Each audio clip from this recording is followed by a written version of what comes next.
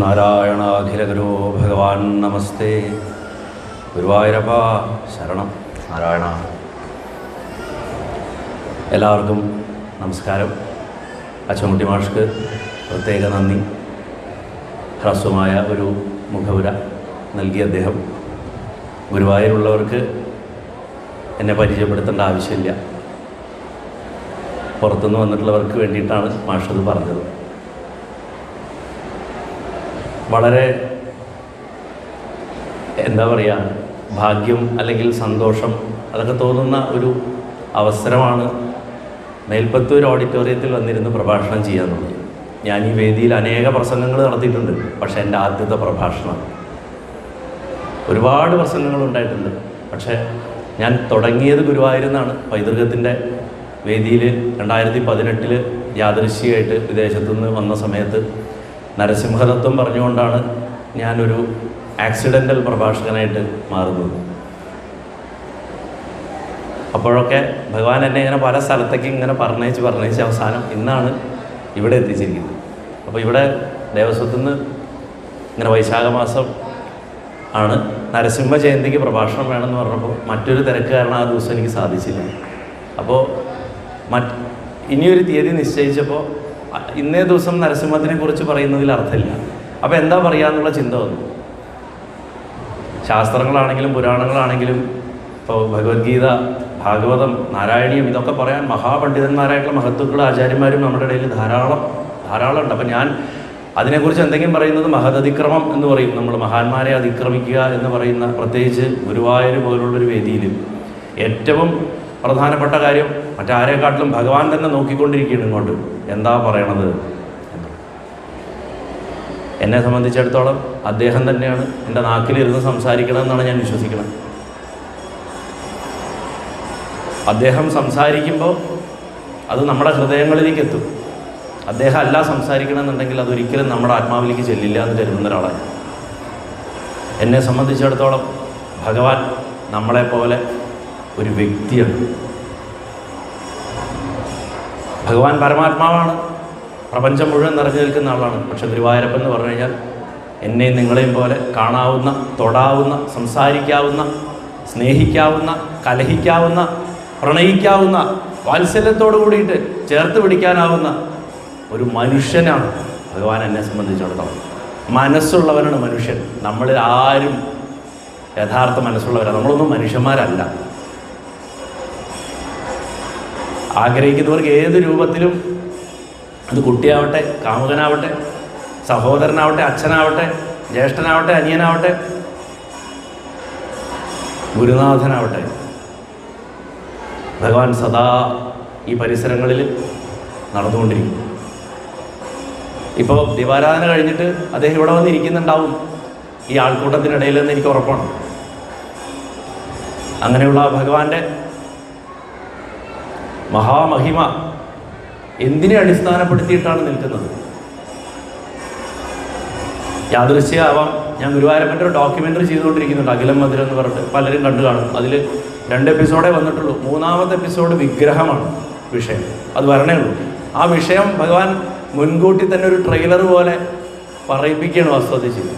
അപ്പോൾ ദേവസ്വത്തിൽ നിന്നൊരു വിഷയം എന്താ വേണ്ടതെന്ന് ചോദിച്ചപ്പോൾ പെട്ടെന്ന് മനസ്സിൽ തോന്നി, എനിക്ക് ഏറ്റവും പ്രിയപ്പെട്ട വസ്തു ഗുരുവായൂരപ്പൻ്റെ വിഗ്രഹം. അതിന് എനിക്കറിയുന്ന രീതിയിൽ ഞാൻ പറയാം.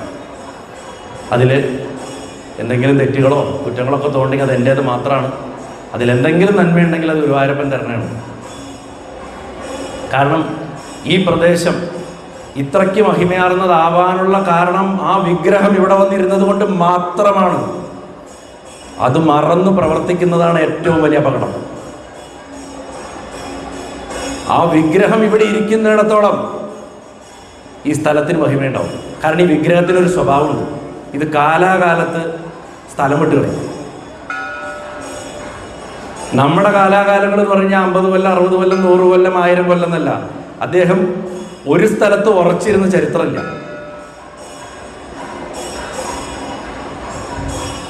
എന്ന് നിർമ്മിച്ചു എന്നറിയപ്പെടാൻ ഒരു രേഖ പോലും ഇല്ലാത്ത ഒരു വിഗ്രഹമാണ്. പണ്ടൊരു ലൈവിൽ ഞാൻ ഇവിടെ ഗുരുവായൂർ വെച്ചിട്ട് യാദൃശ്ചികമായിട്ട്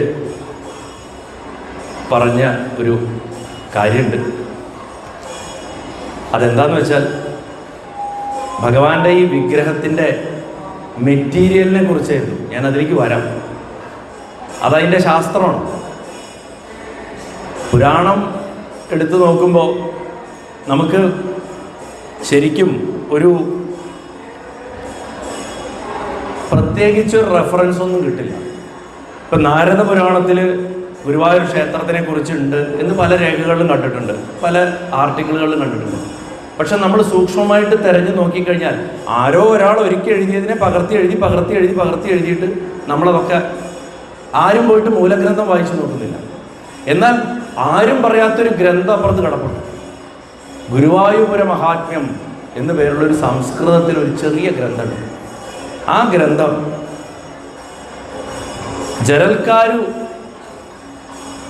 എന്നു പേരുള്ള മഹർഷിയുടെ, അദ്ദേഹത്തിൻ്റെ പത്നി വാസുകിയുടെ സഹോദരിയായിട്ടുള്ള മാനസ എന്നു പേരുള്ള നാഗദേവത, ആ അമ്മയുടെ മകനായിട്ടുള്ള ആത്രേയൻ എന്ന് പറയുന്ന മഹർഷി ജനമേജയൻ ഉപദേശിക്കുന്ന രൂപത്തിലുണ്ട്.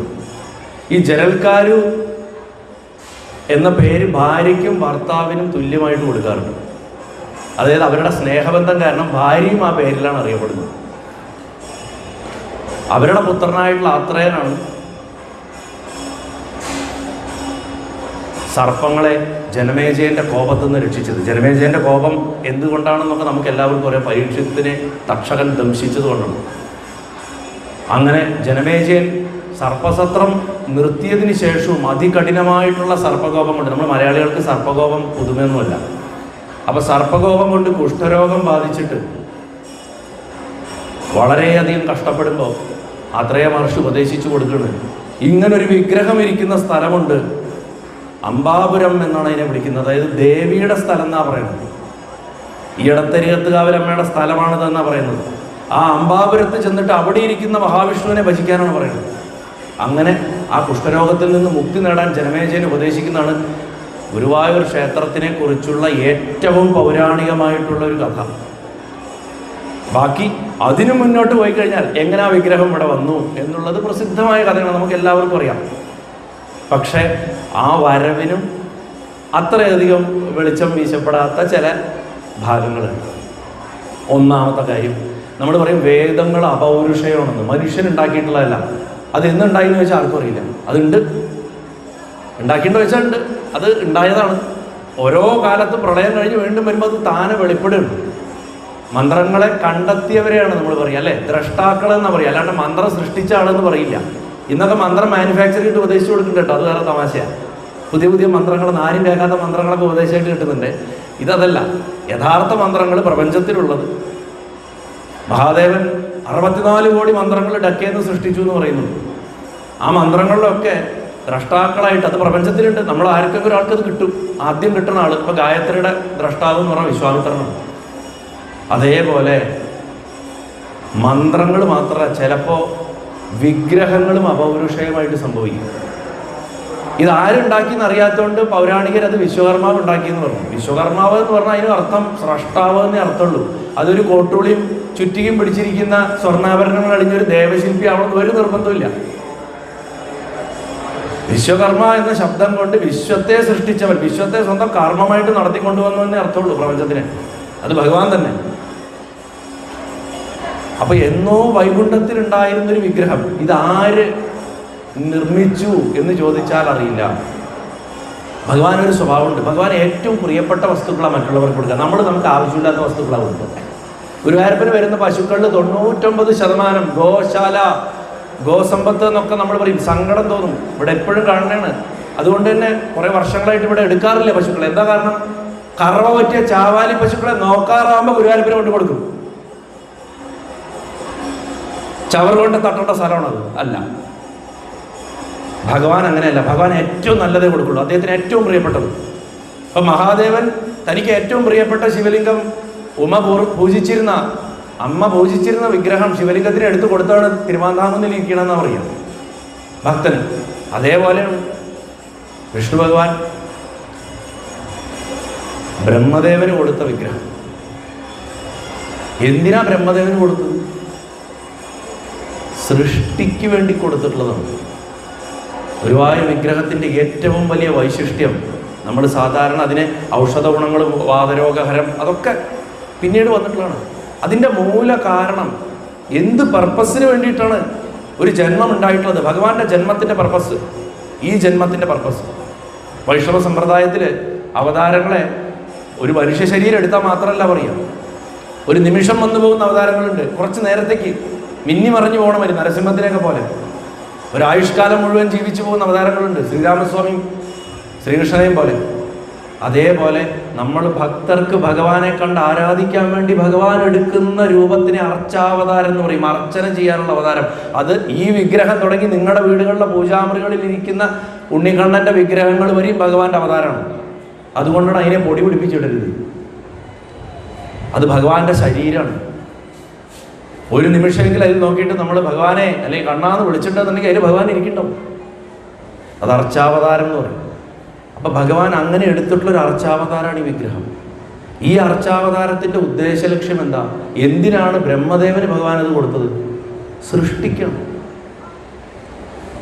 ഏറ്റവും അടിസ്ഥാനപരമായിട്ടുള്ള ശക്തിയാണ് പ്രപഞ്ചത്തിലെ സൃഷ്ടിയുടെ ശക്തി, ക്രിയാത്മകത, സർഗശേഷി എന്നൊക്കെ പറയണതാണ്. അത് വെറുതെ സൃഷ്ടിക്കാൻ പറ്റില്ല, ആശയങ്ങൾ വേണം. ഞാൻ എപ്പോഴും പല പ്രഭാഷണങ്ങളും മുമ്പും പറഞ്ഞിട്ടുണ്ട്, ആശയങ്ങളുടെ ഒഴുക്ക് വേണം. കെട്ടി നിൽക്കണ ഒരാശയത്തിൽ മാത്രം പിടിച്ചു നിന്ന് കഴിഞ്ഞാൽ നമുക്ക് സർഗാത്മകത ഉണ്ടാവില്ല. ആശയങ്ങൾ ഒഴുകണം, ഐഡിയകൾ ഒഴുകണം. ആ ഐഡിയകളുടെ ഒഴുക്കിനെയാണ് വിളിക്കുന്നത് സരസ്വതി. ഐഡിയകൾ ഉണ്ടാക്കുന്ന ആൾ സ്രഷ്ടാവ് തന്നെയാണ്. അതുകൊണ്ടാണ് അത് മകളായി പോയത്. പക്ഷെ പത്നി സ്ഥാനത്ത് നമ്മൾ പറയുന്നു മാത്രം. പക്ഷെ ആശയങ്ങൾ ഉണ്ടാകണമെങ്കിലും ആശയങ്ങളുടെ ഒഴുക്കുണ്ടാകണമെങ്കിലും ആ സൃഷ്ടി നന്നായിട്ട് നടക്കണമെങ്കിലും പരമാത്മ ചൈതന്യത്തിൻ്റെ ഉപാസന കൂടിയേ മതിയാവും. ഇതം നമമ, ഇത് ഞാനല്ല ചെയ്യണത്, അവിടെ നിന്നാണ് ചെയ്യണമെന്ന് ബ്രഹ്മദേവന് പോലും ബോധ്യം വരുത്താൻ വേണ്ടിയിട്ട് ഉപാസനയ്ക്ക് കൊടുത്ത വിഗ്രഹമാണ് നമ്മുടെ ഈ ഗുരുവായൂർ ശ്രീലകത്തിരിക്കുന്ന വിഗ്രഹം. അവിടുന്ന് അത് കൈമാറി ബ്രഹ്മദേവൻ എത്രയോ വർഷങ്ങളത്, എത്രയായിരമോ വർഷങ്ങൾ, വർഷം എന്നൊക്കെ നമ്മുടെ ഒരു കണക്കിൽ പറഞ്ഞാൽ ശരിയാവില്ല, എത്രയോ വർഷങ്ങൾ അങ്ങനെ പൂജ കഴിച്ച് അദ്ദേഹം ആരാധിച്ച് നാനാവിധമായിട്ടുള്ള സൃഷ്ടികൾ അദ്ദേഹം നടത്തി. കാലപ്പഴക്കം എത്രയുണ്ടെന്ന് നമുക്ക് അതുകൊണ്ട് പറയാൻ പറ്റില്ല. അങ്ങനെ ഇരിക്കുമ്പോഴാണ് സുതപസ്, പൃശ്നി എന്ന് പേരുള്ള രണ്ട് ഭാര്യാഭർത്താക്കന്മാർ. സുതപസ് ഭർത്താവ്, പൃശ്നി ഭാര്യ. അവരുടെ അനപത്യത, മക്കളില്ലാത്തതിൻ്റെ ആ ദുഃഖം നമ്മളൊക്കെ ചെയ്യണമാതിരി നമുക്ക് സങ്കടം വരുമ്പോൾ നമ്മൾ ഭഗവാനോട് പോയിട്ട് പ്രാർത്ഥിക്കും. പക്ഷെ അവരുടെ കാലത്തൊക്കെ തപസ്സിനായിരുന്നു പ്രാധാന്യം എന്നുള്ളതുകൊണ്ട് അവർ തപസ് ചെയ്തു, അതിഗംഭീരമായിട്ടുള്ള തപസ്. ബ്രഹ്മദേവനെ അവർ തപസ് ചെയ്ത് കഴിഞ്ഞു. പുത്രപ്രാപ്തിക്കായിട്ട് ഭഗവാൻ പ്രത്യക്ഷപ്പെട്ടപ്പോൾ ബ്രഹ്മദേവൻ്റെ അടുത്ത് ആ വരം ചോദിച്ചപ്പോൾ ബ്രഹ്മദേവൻ എന്തോ വരുംകാലത്തെ സൗഭാഗ്യ ദേവന്മാർക്ക് അവർക്കറിയാം തങ്ങൾ ഇന്ന് ചെയ്യുന്നൊരു കാര്യത്തിൻ്റെ മുന്നോട്ടുള്ള പ്രയാണം, അതിൻ്റെ അനന്തരഫലങ്ങൾ എത്ര കോടി ജീവജാലങ്ങൾക്ക് ഗുണമുണ്ടാവണം. അപ്പം നമ്മൾ പറയില്ലേ, ഒരു കുളം കുഴിച്ചാൽ ആ കുളം കുഴിച്ചാൽ മരിച്ചു പോയിട്ടുണ്ടാവും. പക്ഷെ ആ കുളം കൊണ്ട് എത്ര ജീവജാലങ്ങൾക്ക് ഗുണം ഉണ്ടാവണം. ഒരു ചെറിയ പ്രവൃത്തി, നമ്മുടെ ഒരു നിമിഷ നേരത്തെ എത്രയോ പേർക്ക് ഗുണം. അപ്പോൾ ബ്രഹ്മദേവൻ എന്താ ചെയ്യുന്നതെന്ന് വെച്ച് കഴിഞ്ഞാൽ മറ്റൊന്നും, ആ സാധാരണ അദ്ദേഹം ഒരു വരം കൊടുത്തൊക്കെ പോകുന്നതിന് പകരം ഇവരത്രയും ഉപാസനയുള്ളവരായതിനാൽ, അവരാ ഭാഗ്യം ചെയ്തിട്ടുള്ളവരായതിനാൽ ഭഗവാന്റെ ഈ വിഗ്രഹത്തിനെ എടുത്തു കൊടുത്തു എന്നാണ്.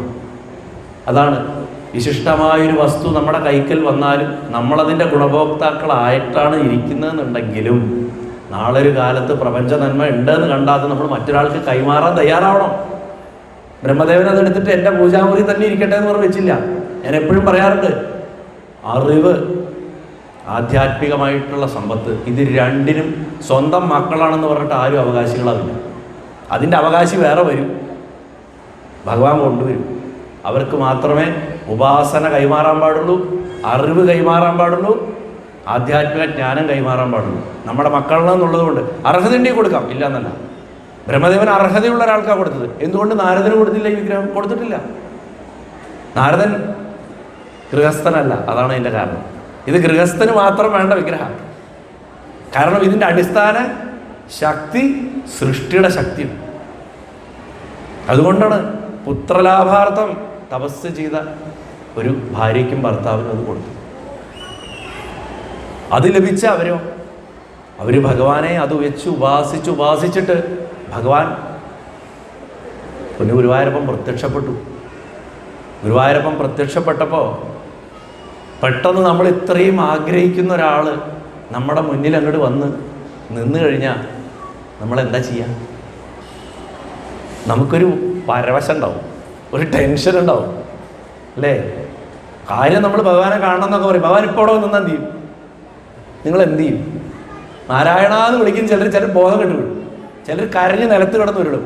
സഹിക്കാൻ പറ്റില്ല. എന്താ കാരണം അറിയും? നമ്മുടെ അകത്ത് അദ്ദേഹം ഇരിക്കണത്, ഇതിൻ്റെ അകത്തിരിക്കണ അദ്ദേഹം പുറത്തിരിക്കണ അദ്ദേഹത്തിലേക്ക് കൂട് പൊളിച്ച് പുറത്തേക്ക് ചാടാൻ നോക്കും. ഒരു വലിയ കാന്തം വന്ന് നിൽക്കുമ്പോൾ ചെറിയ തരികളൊക്കെ അങ്ങോട്ട് പറന്നങ്ങോട്ട് ചെല്ലില്ലേ, അതുമാതിരി അങ്ങോട്ട് നമ്മൾ അദ്ദേഹത്തിൻ്റെ നിരക്കും. ഇതന്നെയാണ് കൃഷ്ണയ്ക്കും സുതപസ്സിനും സംഭവിച്ചത്. അവർക്ക് എന്താ ചോദിക്കേണ്ടതെന്ന് അറിയണ്ടായി.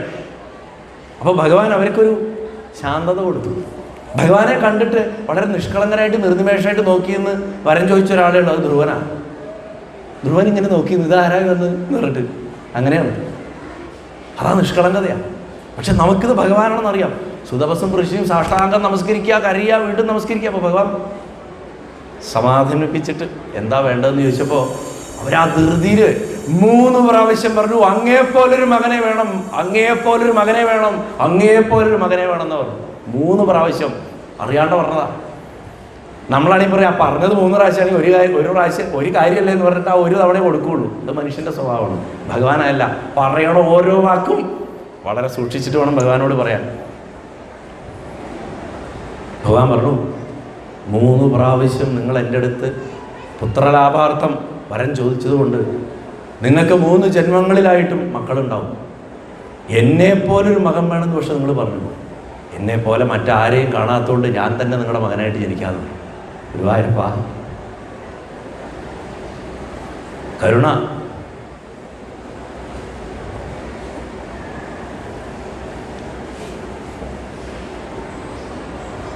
അദ്ദേഹം സ്വയം കൃഷ്ണയുടെ ഗർഭത്തിൽ പ്രവേശിച്ചതുകൊണ്ട് നോക്കൂ, ഒരു അമ്മയ്ക്ക് കൊടുക്കാവുന്ന ഏറ്റവും വലിയ ആദരവാണ് ആ അമ്മയുടെ പേരിൽ അറിയപ്പെടുകയുള്ളൂ. ആ മകൻ കൃഷ്ണിഗർഭൻ എന്ന പേരിൽ ഭഗവാൻ ചതുർബാഹുവായിട്ടാണ് അവതരിച്ചത്. ഈ കൃഷ്ണിഗർഭനെ കുറിച്ച് അധികം പിന്നീട് നമ്മൾ കേൾക്കുന്നില്ല.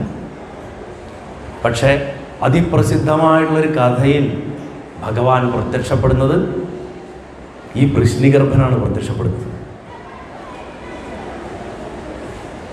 ഉത്താനപാദൻ എന്ന രാജാവിൻ്റെ സ്വന്തം അച്ഛൻ്റെ മടിയിലിരിക്കാൻ അവകാശമില്ലാത്തത് കൊണ്ട് രണ്ടാനമ്മ പറയണത്, നീ എൻ്റെ ഗർഭത്തിൽ ജനിച്ചാലേ നിനക്ക് നിൻ്റെ അച്ഛൻ്റെ മടിയിൽ ഇരിക്കാൻ പറ്റുള്ളൂ എന്ന് പറഞ്ഞതുകൊണ്ട് അപ്പം അമ്മ പറഞ്ഞു കൊടുക്കണ്, അങ്ങനെ ഉണ്ടാവണമെങ്കിൽ നീ വിഷ്ണുവിനെ പ്രാർത്ഥിക്കണം എന്ന് പറഞ്ഞ് ആ ഭഗവാനെ ആരാണോ നാരദ മഹർഷി ഓം നമോ ഭഗവതേ വാസുദേവായ എന്നുള്ള ആ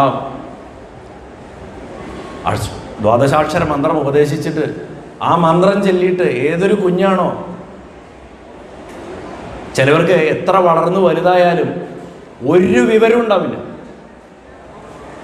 അഹങ്കാരം മുഖമുദ്രയായിരിക്കും.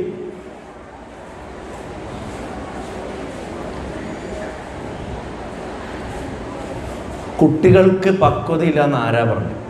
പക്വത ഇല്ലാത്തത് മുതിർന്ന ആൾക്കാർക്കാണ് പലപ്പോഴും, അല്ലേ? അപ്പോൾ അങ്ങനെയുള്ള ഒരാളുടെ മനക്കാമ്പിൽ തെളിഞ്ഞ രൂപമാണ് ഭഗവാന്റെ. ആ ഭഗവാനാണ് അകത്ത് ഭഗവാനെ കണ്ടു എന്നാണ് പറഞ്ഞത്. അപ്പോൾ കണ്ണു തുറന്ന് നോക്കി, ഭഗവാൻ വിളിക്കുകയാണ്. കുട്ടി എന്നിട്ടും കണ്ണു തുറക്കുന്നില്ല. അപ്പോൾ ധ്രുവന്റെ പേര് ചൊല്ലി ഭഗവാൻ വിളിച്ചപ്പോഴാണത്രേ, പുറത്തുനിന്നാണല്ലോ വിളി വന്നതെന്ന് പറഞ്ഞിട്ട് കണ്ണു തുറന്നപ്പോഴത്ര ഇതാ നിൽക്കണു മുന്നിൽ. അങ്ങനെ ധ്രുവന്റെ മുന്നിൽ പ്രത്യക്ഷപ്പെട്ടത് ഈ വൃഷ്ണിഗർഭനാണ്. ആ വൃഷ്ണിഗർഭൻ ഗുരുവായൂരപ്പനാണ്. കാരണം വൃഷ്ണിഗർഭന്റെ ജന്മം ഉണ്ടാവാൻ കാരണം തന്നെ ഈ വിഗ്രഹത്തിന് ഉപാസിച്ചിട്ടാണ്. ഭഗവാന്റെ ആ രൂപം ഉത്ഭവിക്കാനുള്ള കാരണം ഈ വിഗ്രഹത്തിന് ഉപാസിച്ചിട്ടുണ്ട്. അത് കഴിഞ്ഞ് അടുത്ത ജന്മത്തിലേക്ക് അപ്പോൾ വൈകുണ്ഠത്തുനിന്ന് ഭഗവാൻ പുറപ്പെട്ടു പോന്നു. കുറേ വർഷം ബ്രഹ്മലോകത്തുണ്ടായിരുന്നു. ഞാൻ നേരത്തെ പറഞ്ഞു മറക്കരുത്, ഒരു സ്ഥലത്തും അടങ്ങിയിരിക്കില്ല. ബ്രഹ്മലോകത്തുനിന്ന് പുറപ്പെട്ടു പോന്നു, ഭൂമിയിലേക്ക് വന്നു. സുതപസ്സിൻ്റെയും വൃഷ്ണിയുടെയും ആശ്രമത്തിലുണ്ടായിരുന്നു. കുറേ വർഷങ്ങൾ കഴിഞ്ഞു. എന്ത് സംഭവിച്ചു ഈ വിഗ്രഹത്തിന് ആർക്കും അറിയില്ല. ആ ഇടയിലുള്ള ഗ്യാപ്പ് എന്താണെന്ന് ആർക്കും അറിയില്ല. പിന്നെ നമ്മൾ പറഞ്ഞു ഇത് കശ്യപ മഹർഷിയുടെ കയ്യിൽ എത്തിച്ചേർന്നു. അതും ഒരു പ്രത്യേക സാഹചര്യത്തിൽ മഹാബലിയെ ഒന്ന് ഒതുക്കാൻ ദേവന്മാർ നിശ്ചയിച്ച കാലഘട്ടത്തിലാണ് അതിഥി വിശേഷമായിട്ടുള്ള പയോവ്രതം. പയോവ്രത പാല് മാത്രം കുടിച്ചുകൊണ്ടുള്ളൊരു വ്രതമാണ്. അതിഥിയുടെ സ്തുതിയുണ്ട്, വളരെ വിശേഷമാണ് ഭാഗവതത്തിൽ. ആ വ്രതം അനുഷ്ഠിക്കാൻ അമ്മ തയ്യാറാവുന്ന സമയത്ത് കശ്യപൻ ഈ വിഗ്രഹമാണ് അമ്മയ്ക്ക് പൂജിക്കാൻ എടുത്തു കൊടുക്കും. അത് അമ്മ മാത്രമല്ല ഇരുന്ന് പൂജ കഴിച്ചിട്ടുള്ളത്, അവർ രണ്ടുപേരും ഇരുന്നിട്ട്, എപ്പോഴും ഭാര്യയും ഭർത്താവും ഇരുന്നിട്ട് വേണം പൂജ കഴിക്കാൻ. ഗുരുവായൂരപ്പൻ്റെ ഉപാസനയിലെ ഏറ്റവും പ്രധാനപ്പെട്ട കാര്യമാണ് ഭാര്യയും ഭർത്താവും കുടുംബമായിട്ട് ഇരുന്നിട്ട് വേണം ഭഗവാനെ ആരാധിക്കാൻ. അപ്പോഴേ ആ പൂർണ്ണ ശക്തിയുടെ ഫലം കിട്ടുള്ളൂ. കശ്യപനും അതിഥി അതാ ചെയ്തത്. വാമനനായിട്ട് ഭഗവാൻ ജനിച്ചു. അപ്പോൾ വാമനാവതാരത്തിൻ്റെ ചൈതന്യവും ഈ വിഗ്രഹത്തിൽ നിന്ന് ഉത്ഭവിച്ചിട്ടുള്ളത്. അത് കഴിഞ്ഞ് പിന്നെയും ഈ വിഗ്രഹത്തിന് എന്ത് സംഭവിച്ചു നമുക്കറിയില്ല.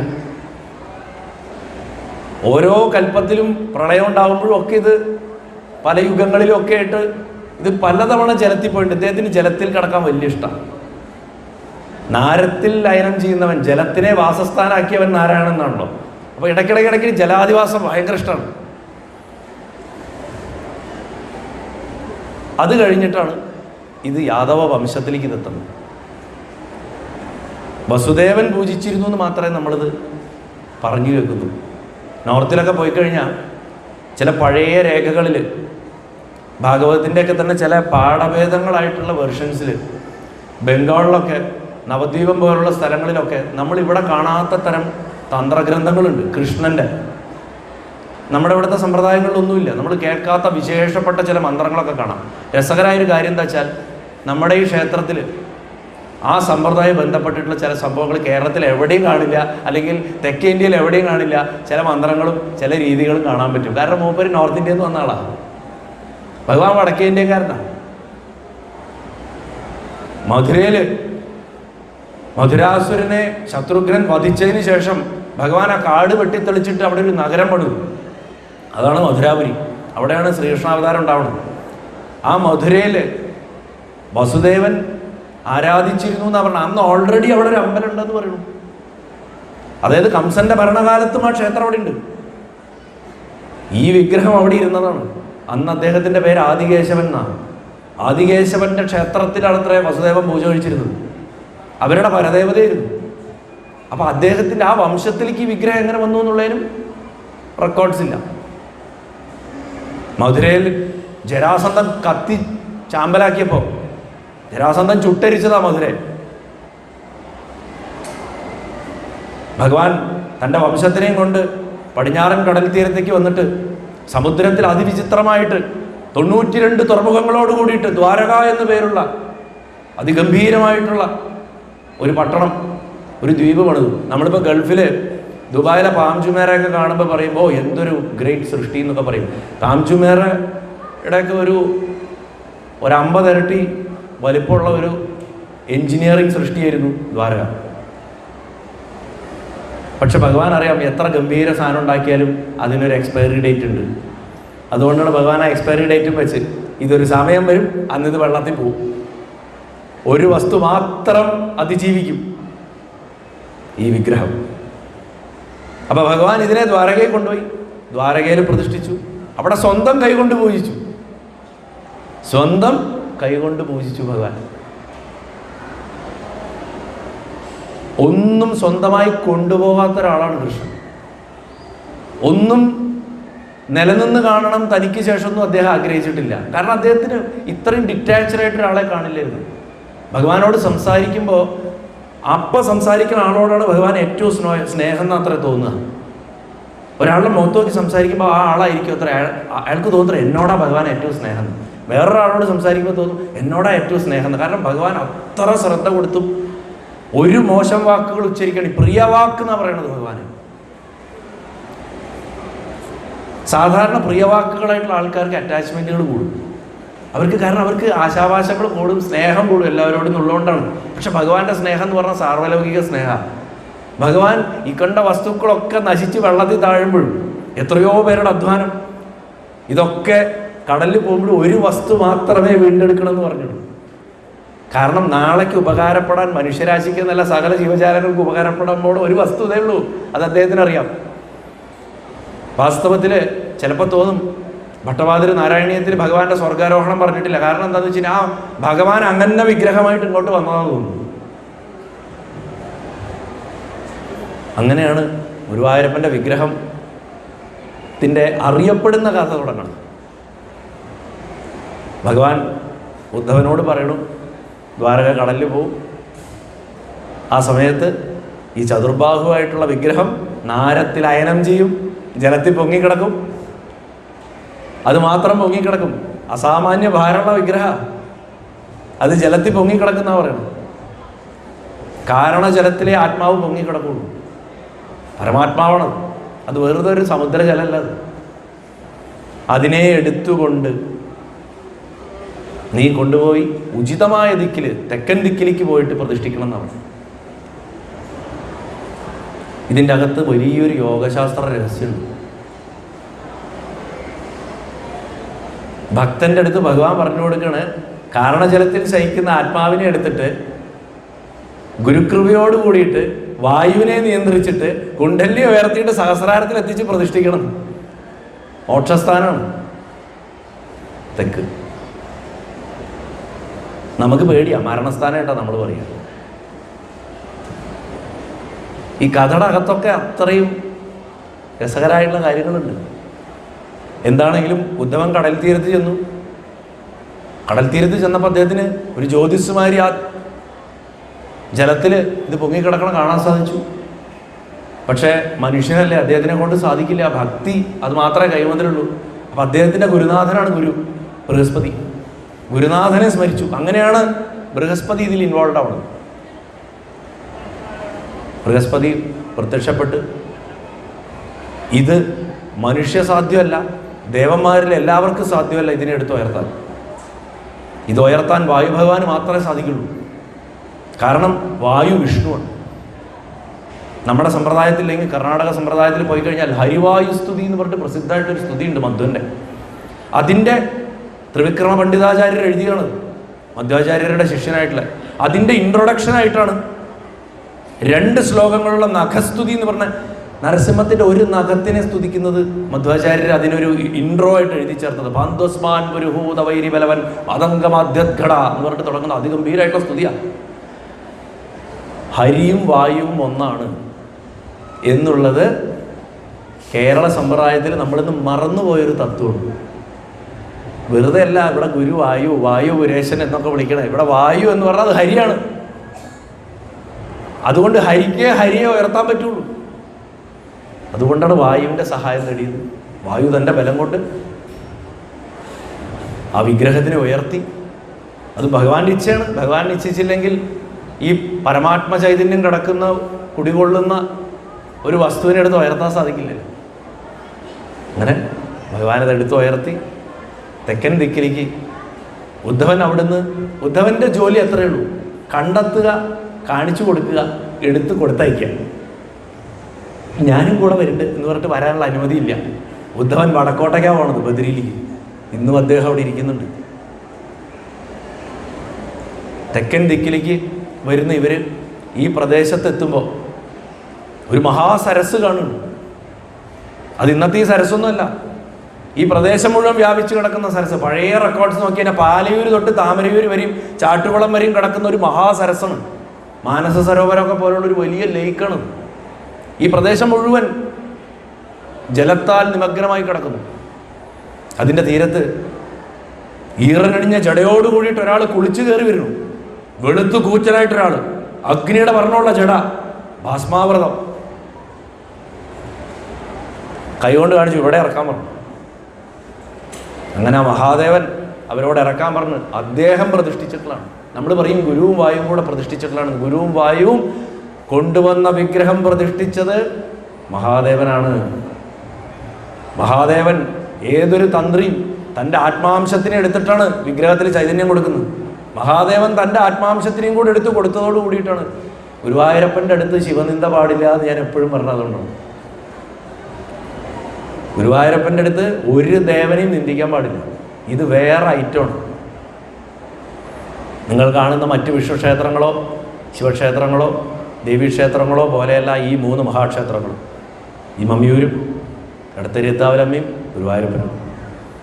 നമുക്ക് നഷ്ടപ്പെട്ടുകൊണ്ടിരിക്കുന്ന, വടക്കേ ഇന്ത്യയിൽ നിന്ന് എക്സ്പോർട്ട് ചെയ്ത് വരുന്ന പുതിയ ഫേസ്ബുക്ക് ഭക്തിയുടെ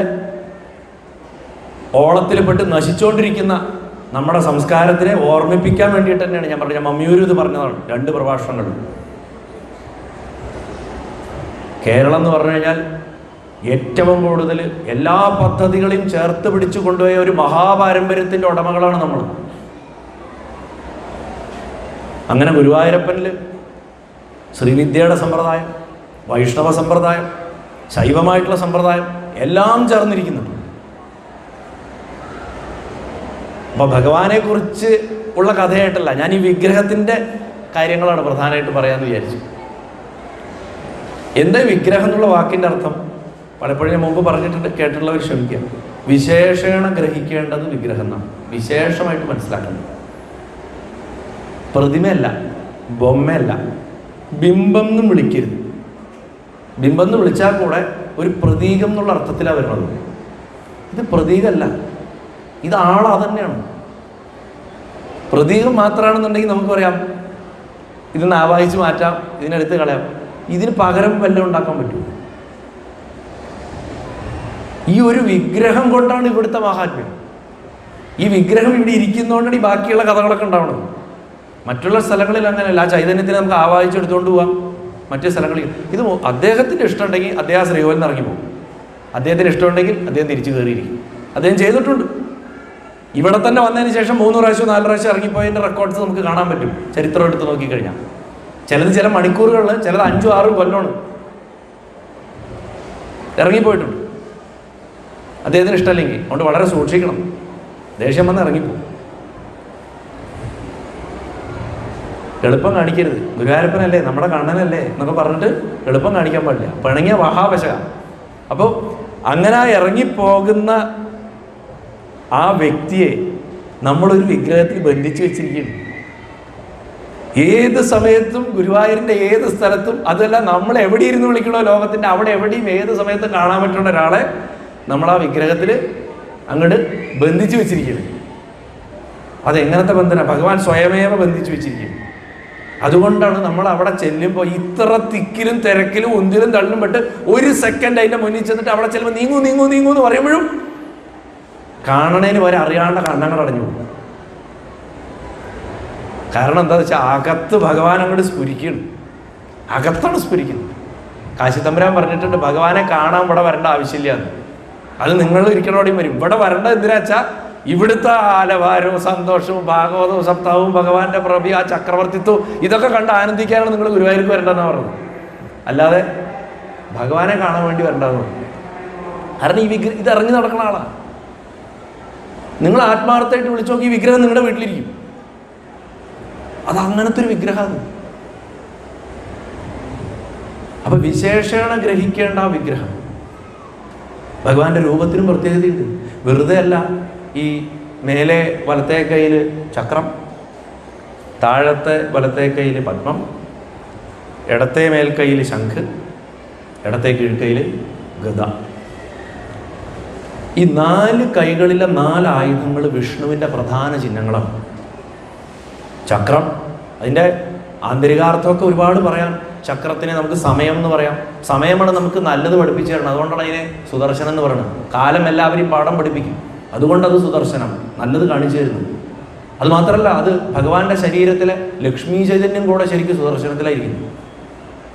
അതേമാതിരി ശബ്ദപ്രപഞ്ചം, സകല മന്ത്രങ്ങളും, പ്രപഞ്ചത്തിൻ്റെ ഊർജ്ജം മുഴുവൻ ഇരിക്കുന്നത് ശംഖിലാണെന്ന് നമുക്ക് പറയാം. പ്രപഞ്ചത്തിലെ ധർമ്മപരിപാലനത്തിന്, ഭഗവാന്റെ അതീശത്വം, പ്രപഞ്ചത്തിൻ്റെ ചക്രവർത്തിത്വത്തിന്, അദ്ദേഹത്തിൻ്റെ അധികാരശക്തിയെ കാണിക്കുന്നതാണ് ഗദ. ഭഗവാന്റെ ഈ വിഗ്രഹത്തിൻ്റെ ആ മൂലസ്വഭാവം, സൃഷ്ടിയുടെ ചൈതന്യം, ക്രിയേറ്റീവ് ഫോഴ്സ്, റീപ്രൊഡക്റ്റീവ് ഫോഴ്സ്, അതാണ് ആ കയ്യിലെ താമര. ഭഗവാൻ പുത്രദായകനാണ്. എല്ലാറ്റിലും ഉപരി ഗുരുവായൂരപ്പൻ പുത്രദായകനാണ്, സൽപുത്രദായകനാണ്, വെറും പുത്രദായകനാണ്. സൽപുത്രനോ പുത്രിയോ സൽസന്തതിദായകനാണ് ഭഗവാൻ. കാരണം ഭഗവാന്റെ ചൈതന്യത്തിന്റെ അടിസ്ഥാന സ്വഭാവം അതാണ്. വിഷ്ണു ബ്രഹ്മദേവന് സൃഷ്ടിക്കാൻ കൊടുത്താണ്. ബ്രഹ്മദേവൻ സുതപസിൻ വൃഷ്ടിക്കും മക്കളുണ്ടാവാൻ കൊടുത്താണ്. അവിടുന്നാണ് കശ്യപനും അതിഥിക്കും മക്കളുണ്ടാവാൻ അത് കിട്ടുന്നത്. അത് പൂജിച്ചിട്ടാണ് വസുദേവനും ദേവകിക്കും ഭഗവാൻ തന്നെ ജനിക്കുന്നത്. അപ്പം പിന്നെ അവതാരങ്ങൾ ഇവിടെ നടത്തുന്നതിൻ്റെ സാർത്ഥകത എന്താണെന്ന് നമുക്ക് മനസ്സിലാക്കണതിന് വിഷമമുണ്ടോ? അപ്പോൾ ഈ ചതുർബാഹുവായിട്ടുള്ള ഈ ഭഗവാന്റെ ഈ 4 ആയുധങ്ങളെ നമുക്ക് എത്ര കോമ്പിനേഷനിൽ വെക്കാം. അതായത് ഈ കയ്യിലെ ചക്രത്തിനെ മാറ്റിയിട്ട് ഇങ്ങടാക്കിയിട്ട് ഗത എടുത്ത് മേലോട്ട് പിടിച്ച് പത്മത്തിന് ഇങ്ങടാക്കി ഇങ്ങനാക്കി അങ്ങടാക്കി നമുക്ക് പല കോമ്പിനേഷൻ വയ്ക്കാം. അങ്ങനെ 24 തരത്തിൽ നമുക്ക് കോമ്പിനേഷൻ ഉണ്ടാക്കാം. 24 തരം. മഹാവിഷ്ണുവിൻ്റെ വിഗ്രഹങ്ങൾക്ക് 24 തരത്തിലാണ് നിർമ്മിക്കപ്പെടുന്നത്. 24 തരത്തിൽ. അത് കേശവൻ, മാധവൻ, മുകുന്ദൻ, ഗോവിന്ദൻ, മധുസൂദനൻ, പത്മനാഭൻ, ത്രിവിക്രമൻ, വാമനൻ, പുരുഷോത്തമൻ എന്നൊക്കെ പറഞ്ഞിട്ട് 24 തരം വിഗ്രഹങ്ങളുണ്ട്. അതിൽ ആദ്യത്തെ 12 വളരെ പ്രധാനമാണ്. കേരളത്തിൻ്റെ പുറത്തെ വൈഷ്ണവ സമ്പ്രദായങ്ങളിലെ ഈ 12 വിഷ്ണുമൂർത്തികൾ വളരെ പ്രധാനമാണ്. ചതുർവിംശതി കേശവ നാമങ്ങൾ എന്ന് പറയും. സന്ധ്യാവന്തരത്തിൽ ചെല്ലും. 24 നാമങ്ങൾ ചെല്ലും ഭഗവാന്റെ. അത്രേ വ്യത്യാസമുള്ളൂ. കണ്ട ആളൊന്നു തന്നെയാണ്. ഈ 4 കയ്യിലത്തെ ഐറ്റങ്ങളൊക്കെ താഴെ വെച്ച് കഴിഞ്ഞാൽ ആരും തിരിച്ചറിയില്ല. ഇത് പിടിക്കുന്ന കോൺഫിഗറേഷനിലാണ് ഈ ഡിഫറൻസ് വരുന്നത്. അത് ഗ്രന്ഥം നോക്കി പറയണം എന്നാണ്. അതുകൊണ്ട് ഞാൻ എഴുതി വെച്ചിട്ട് വായിക്കുകയാണ്. ദോഷം വരാൻ പാടില്ല. ഭഗവാന്റെ ക്രമത്തിൽ ഞാൻ പറയാം, മനസ്സിലാക്കാൻ എല്ലാവരും നന്നായിട്ട് ധ്യാനിച്ച് മനസ്സിൽ വിചാരിച്ചോളൂ. വലത്തെ താഴത്തെ കൈ ആദ്യം, അതായത് നമ്മുടെ ഇവിടെ ഭഗവാന്റെ പത്മം ഇരിക്കണ കൈ, മേലെ വലത്തെ കൈ, പിന്നെ ഇവിടെ ഇപ്പം ഒരു ക്ലോക്ക് വരണ മാതിരി വരും. ഓരോന്നും ചുരുക്കം പറയാം, എല്ലാം ഒന്നും പറയുന്നില്ല. ആ ആദ്യത്തതിൽ ഇവിടെ പത്മം, മേലെ ശംഖ്, ഇവിടെ ചക്രം, ഇവിടെ ഗദ. അപ്പോൾ കേശവനായി. ആ ആളെ കേശവൻ എന്നാ പറയാം. ഇനി താഴെ ശംഖ് പിടിച്ചിരിക്കുക. താഴത്തെ കയ്യിൽ താമര പിടിച്ച കയ്യിൽ ശംഖ്, ഇവിടെ പത്മം പിടിച്ചിരിക്കണം. താമര എടുത്ത് മേലേക്ക് ഉയർത്തി പിടിച്ചു, ഇവിടെ ഗദ പിടിച്ചു, കയ്യിൽ ഇവിടെ ചക്രം പിടിച്ചിരിക്കുക. ഇങ്ങനെ പിടിച്ചു കഴിഞ്ഞാൽ നാരായണൻ എന്നാ പേര്. ഇതാണ് നാരായണൻ്റെ ധ്യാനം വിഗ്രഹത്തിൽ.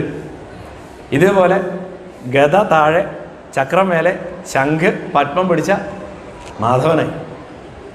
അതേപോലെ ചക്രം താഴെ, ഗദ മേലെ ഉയർത്തി പിടിച്ചു, പത്മം ഇവിടെ പിടിച്ചു, ശംഖ് ഇവിടെ പിടിച്ച ഗോവിന്ദനായി. ഈ ക്രമത്തിൽ ആലോചിച്ചാൽ മതി കേട്ടോ. അതായത് വലത്തെ താഴത്തെ കൈ, വലത്തെ മേൽക്കൈ, ഇടത്തെ മേൽക്കൈ, ഇടത്തെ താഴത്തെ കൈ. ഈ ക്രമത്തിലാണ് ഞാൻ പറയുന്നത്. അതേപോലെ ഗദ താഴെ, വലത്തെ താഴത്തെ കയ്യിൽ, മേലെ വലത്തെ കയ്യിൽ പത്മം, ഇടത്തെ മേൽക്കൈയിൽ ശംഖ്, താഴത്തെ കയ്യിൽ ചക്രം പിടിച്ച അതിനെ വിഷ്ണു എന്ന് വിളിക്കും. ഇതാണ് വിഷ്ണുവിൻ്റെ ഭാവം. ഇങ്ങനെ ഓരോ രൂപങ്ങൾ ഭഗവാൻ കൊടുത്തിട്ടുണ്ട്. അതിൽ ഈ നാമങ്ങളൊക്കെ പറയാം. 24 നാമങ്ങൾ: കേശവൻ, നാരായണൻ, മാധവൻ, ഗോവിന്ദൻ, വിഷ്ണു, മധുസൂദനൻ, ത്രിവിക്രമൻ, വാമനൻ, ശ്രീധരൻ, ഋഷികേശൻ, പത്മനാഭൻ, ദാമോദരൻ, സംഘർഷണൻ, വാസുദേവൻ,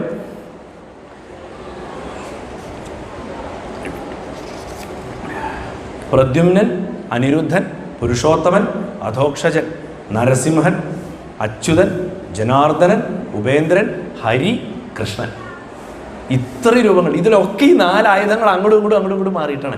ഇതിൽ നരസിംഹ വിഗ്രഹം ക്ഷേത്രത്തിൽ ബിംബം ഉണ്ടാക്കുമ്പോൾ നരസിംഹം ചതുർബാഹുവായിട്ട് പ്രതിഷ്ഠിക്കുന്നതാണ് നമ്മുടെ നാട്ടിലെ സമ്പ്രദായം. ശരിക്ക് അത് ശാസ്ത്രപ്രകാരം ചെയ്യുമ്പോൾ ആ നരസിംഹ വിഗ്രഹത്തിന് ഒരിക്കലും നരസിംഹത്തിന് മുഖം ഉണ്ടാവില്ല. ഇപ്പോൾ നമ്മൾ പത്മനാഭസ്വാമി ക്ഷേത്രത്തിലെ പോലുള്ള അപൂർവ സ്ഥലങ്ങളിൽ അങ്ങനത്തെ മുഖം ഉണ്ടാവും. തെക്കേടത്ത് നരസിംഹസ്വാമിയെ പോലെ. ചക്രം താഴത്തെ കയ്യിലുണ്ടാവും, മേലത്തെ വലത്തെ കയ്യിൽ പത്മം ഉണ്ടാവും, ഈ കയ്യിൽ ഗദ ഉണ്ടാവും, ഈ കയ്യിൽ ശംഖ് ഉണ്ടാവും. ഈ രൂപത്തിൽ നാരായണൻ നിൽക്കണം, ഭഗവാൻ നിൽക്കണണ്ട, അത് നരസിംഹമാണെന്ന് മനസ്സിലാക്കണം എന്നാണ്. ഇങ്ങനെയാണ് വിഗ്രഹത്തിൽ വരിക. അപ്പോൾ നമ്മുടെ ഭഗവാൻ ആരാ ഇതിൽ? നമ്മുടെ ഗുരുവായൂരപ്പൻ ഈ പറയണ 24 രൂപങ്ങളിൽ ഏത് രൂപ? ഈ ആദ്യത്തെ 12 രൂപത്തിൽ ഭഗവാൻ വരുന്നില്ല. ഭഗവാൻ വരുന്നത് 21ാമത്തെ രൂപത്തിലാണ്. ജനാർദ്ദനൻ എന്നുള്ള പേരിലുള്ള രൂപത്തിലാണ്. ജനങ്ങളുടെ ദുഃഖങ്ങളെ ശമിപ്പിക്കുന്നവൻ ഒരു മനുഷ്യന് വരാവുന്ന ഏറ്റവും വലിയ ദുഃഖമായിട്ട് പ്രാചീന കാലത്ത് കരുതിയിരുന്നത് കുട്ടികളില്ലാതിരിക്കണം. കാരണം വംശമുണ്ടെങ്കിലേ മേൽഗതിയുള്ളൂ എന്നുള്ളൊരു ചിന്ത പണ്ടത്തെ കാലത്ത് ആൾക്കാർക്ക് കൃത്യമായിട്ടുണ്ടായിരുന്നു. ഇന്നതില്ല. കടമകളിൽ അധിഷ്ഠിതമായിട്ടുള്ളൊരു സമൂഹമായിരുന്നു നമ്മളെ. കടമകൾക്കാണ് പ്രാധാന്യം കൊടുത്തിരുന്നത്, റെസ്പോൺസിബിലിറ്റീസിന്. ഒന്നാം ലോകമഹായുദ്ധം കഴിഞ്ഞപ്പോഴേക്കും നമ്മുടെ നാട്ടിലെ വ്യവസ്ഥിതികൾ മാറിപ്പോയി. പുതിയ ജനാധിപത്യത്തിൻ്റെ ഡെമോക്രസിയുടെ ഒക്കെ പാഠങ്ങൾ പഠിച്ചപ്പോൾ പിന്നെ അവകാശങ്ങൾ മാത്രമായി നമ്മൾ സംസാരിക്കും. ഇപ്പോൾ നമ്മുടെ അവകാശങ്ങൾ മാത്രമേ വരുള്ളൂ, നമ്മൾ ഒരു കടമകളും നമ്മൾ നിറവേറ്റാറില്ല. ഒരു മനുഷ്യ ജീവിതം കൊണ്ട് അല്ലെങ്കിൽ ഒരു ജീവി ജനിക്കണത് പ്രത്യുൽപാദനം നടത്താനാണ്, വംശം നിലനിർത്താനാണ്. പ്രകൃതി അക്കാര്യത്തിൽ നിർദാക്ഷിണ്യമാണ്. ചില ജീവികളിൽ കുഞ്ഞുങ്ങളെ പ്രസവിച്ച അവിടെ അച്ഛൻ്റെ അമ്മയുടെയും പണി കഴിഞ്ഞു, മരിച്ചു, അടുത്ത സെക്കൻഡ് കഴിഞ്ഞു. മനുഷ്യന് അതും ഇല്ല ഭാഗ്യത്തിന്. മനുഷ്യന് ഈ ചിന്താശേഷിയും ഇവിടുന്ന് കയറി അടുത്ത ലെവലിലേക്ക് പോകാനുള്ള ആത്മജ്ഞാനത്തിലുള്ള വകുപ്പും കൊടുത്തിട്ടുണ്ട്. അപ്പം ജനാർദ്ദനൻ എന്ന് പറയുന്ന ആ രൂപം എന്താ? ഈ ജനം, ജനശബ്ദം, ജന്മം, നകാരം കൊണ്ട് മരണം, ജനനം തൊട്ട് മരണം വരെയുള്ള നമ്മുടെ സർവത്രയാണ് ജന ശബ്ദം കൊണ്ട് ശരിക്കും ഉദ്ദേശിക്കുന്നത്. അതിൽ ഉള്ള തട്ടും തടവും ഒക്കെ മാറ്റിത്തരുന്ന ആള് ജനാർദ്ദനൻ. ഈ ജനാർദ്ദനെ എങ്ങനെ പ്രീതിപ്പെടുത്തണമെന്ന് ഭാഗവതം വ്യക്തമായിട്ട് പറഞ്ഞിട്ടുണ്ട്. അത് പാട്ടുപാടുക, ഭജിക്കുക, മന്ത്രം ചെല്ലുക, ഇതൊന്നുമല്ല. അതൊക്കെ അതിനുള്ള ടൂൾസ് മാത്രമാണ്. ഉള്ളത് കൊണ്ട് തൃപ്തിപ്പെടുക, കൂടുതൽ വേണമെന്ന് ആഗ്രഹിക്കാതിരിക്കുക, ഇന്ദ്രിയ നിഗ്രഹം ഉണ്ടാക്കുക, സകലതും ഭഗവാനാണെന്നുള്ള ബോധത്തോടെ ഇരിക്കുക. ഇത്രയും ഉണ്ടായാൽ മതി എന്നാണ് പറഞ്ഞത്. ഇതാണ് ഭാഗവതം പറയണത്. ജനാർദ്ദന എന്നുള്ള ശബ്ദം ഉപയോഗിച്ചിട്ട് തന്നെയാണ് ആ ശുഗമഹർഷി അത് പറയുന്നത്. അവിടെ വാക്ക ഉപയോഗിച്ചു. അപ്പം ജനാർദ്ദനൻ്റെ കോൺഫിഗറേഷൻ എന്താ? വലത്തെ താഴത്തെ കയ്യിൽ പത്മം, വലത്തെ മേൽക്കൈയിൽ ചക്രം, ഇടത്തെ മേൽക്കൈയിൽ ശംഖ്, ഇടത്തെ കീഴ്ക്കൈയിൽ ഗദ. ഭഗവാൻ ആ രൂപത്തിനെ അങ്ങോട്ട് പ്രസിദ്ധാക്കി. അതുകൊണ്ട് ഇന്ന് നമുക്ക് വിഷ്ണുവിനെ ധ്യാനിക്കാൻ പറഞ്ഞാൽ ഗുരുവായൂരപ്പൻ്റെ രൂപേ വരുള്ളൂ. ഈ 21ാമത്തെ രൂപം മാത്രമേ വരുള്ളൂ. പിന്നെ ഈ ഉപാസനയും മന്ത്രം ഇതൊക്കെ കിട്ടിയിട്ടുള്ള ആൾക്കാരായിരിക്കണം ഒരു പക്ഷേ വ്യത്യാസപ്പെടുത്തിയിട്ട് ചിന്തിക്കുന്നുണ്ടാവുക, അല്ലേ? അപ്പോൾ ഭഗവാന്റെ ഈ വിശേഷപ്പെട്ട ആ രൂപത്തിനെ തന്നെ എന്തുകൊണ്ട് ഈ വിഗ്രഹ നിർമ്മാണത്തിൽ ആ പ്രപഞ്ച സൃഷ്ടാവ് ഉപയോഗിച്ചു എന്നുള്ളതിൻ്റെ അർത്ഥത്തിനെ നമ്മൾ ചിന്തിക്കാൻ വേണ്ടിയിട്ട് ഒന്നിങ്ങനെ ഇട്ടതാണ്. അത് ചിന്തിക്കേണ്ടതാണ്. അതുകൊണ്ട് നമ്മൾ പ്രഭാഷണം ചെയ്ത് കളയില്ല. ഓരോരുത്തരും ഇന്ന് ആലോചിക്കണം, മനസ്സിൽ മനനം ചെയ്യണം. ഈ രൂപത്തിന് എന്തുകൊണ്ടാണ്, ഈ വിഗ്രഹത്തിൽ എന്തുകൊണ്ട് ഇതിലെ മറ്റു രൂപങ്ങൾ എടുത്തില്ല? ഒരു റീസൺ ഉണ്ടോ? പ്രപഞ്ചത്തിൽ റീസൺ ഇല്ലാത്ത ഒന്നുമില്ല. അങ്ങനെ ഉള്ളൊരു മഹത്തായിട്ടുള്ളൊരു രൂപം. ആ വിഗ്രഹം ഭഗവാൻ പ്രതിഷ്ഠിച്ച്, മഹാദേവൻ പ്രതിഷ്ഠിച്ച് അനേക വർഷങ്ങൾ ഇവിടെ ഒരു ക്ഷേത്രം പണിതോ എന്നൊന്നും നമുക്ക് അറിഞ്ഞുകൂടാ. ജനമേജയൻ്റെ കഥയാണ് പിന്നെ നമ്മളിത് കേൾക്കണം. ജനമേജയൻ്റെ കഥയും കഴിഞ്ഞ് അത് പുരാണമാണ്. പക്ഷെ പുരാണം അല്ലാണ്ട് നമ്മൾ ഫോക്ക്ലോർ എന്ന് പറയും, നാടോടി കഥ. പിന്നെ ഒരു നാടോടി കഥയെ കേൾക്കണം. ജനങ്ങൾ പറഞ്ഞു കേൾക്കുന്ന ഒരു പുരാവൃത്തം. പുരാണം എന്ന് പറയാൻ പറ്റില്ല, ഐതിഹ്യം എന്ന് വേണമെങ്കിൽ വിളിക്കാം. ഒരു പുരാവൃത്തം. ഒരു പാണ്ഡ്യരാജാവ് ഉണ്ടായിരുന്നു. ആ രാജാവിൻ്റെ കഥ അറിയണവരുണ്ടാവും. ഇപ്പോൾ ഗുരുവായൂർ പ്രദേശത്തൊക്കെ എല്ലാവർക്കും ആ കഥ അറിയാം, പ്രസിദ്ധമാണ് ആ കഥ. ആ പാണ്ഡ്യരാജാവിൻ്റെ ജാതകം നോക്കിയപ്പോൾ ഒരു ജ്യോതിഷം പറഞ്ഞു, 10 ദിവസത്തിൻ്റെ ഉള്ളിൽ നിങ്ങൾ സർപ്പം കൊത്തി മരിക്കും, ഉറപ്പാവും. അപ്പോൾ രാജാവ് അതിനെ ഒഴിവാക്കാൻ, ഇനി പരീക്ഷത്തിനെ പോലെ സൽബുദ്ധി ഉണ്ടായിരുന്ന ആളായതുകൊണ്ട് അദ്ദേഹം ഇരുന്ന് ഭാഗവത ശ്രവണമൊക്കെ നടത്തുന്നവരോട് അദ്ദേഹം തീർത്ഥയാത്രയ്ക്ക് പോയി. ഈ പാണ്ഡ്യവംശത്തിന് വലിയൊരു പ്രാധാന്യമുണ്ട്. പാണ്ഡ്യവംശത്തിൻ്റെ ഉപജ്ഞാതാവ് മഹാദേവനാണ്. സുന്ദരേശ്വരൻ എന്നുള്ള പേരിൽ ഭഗവാൻ മീനാക്ഷിയെ വിവാഹം ചെയ്തിട്ട്, അമ്മയെ വിവാഹം ചെയ്തിട്ട് അതിലുണ്ടായ വംശപരമ്പരയാണ് ഈ പാണ്ഡ്യവംശം. ആ വംശത്തിൽ ജനിച്ച ഒരു രാജകുമാരന് ഭഗവാൻ ലക്ഷ്മണ എന്ന് പറയുന്ന പത്നിയിലുണ്ടായ മകളെ കല്യാണം കഴിപ്പിച്ചു കൊടുത്തിട്ടുണ്ട്. കൃഷ്ണൻ്റെ മകളുടെ ഭർത്താവിൻ്റെ വീടായിരുന്നു മധുര. ഭഗവാൻ ആ കല്യാണം നടത്താനായിട്ട് പരിവാരസമേതം തെക്കൻ നാട്ടിലേക്ക് വന്നതിൻ്റെയൊക്കെ കഥകൾ സംഘകൃതികളിൽ കാണാൻ പറ്റും. ഞാൻ പണ്ടൊരു പ്രഭാഷണത്തിൽ പറഞ്ഞിട്ടുണ്ട് ഇവിടെ തന്നെ ഗുരുവായൂർ. ഭഗവാൻ അതിനുശേഷം ഈ പാലക്കാട് ചുരം വഴി കടന്ന് കേരളത്തിൻ്റെ ഈ പ്രദേശത്ത് സഞ്ചരിച്ചെത്തി.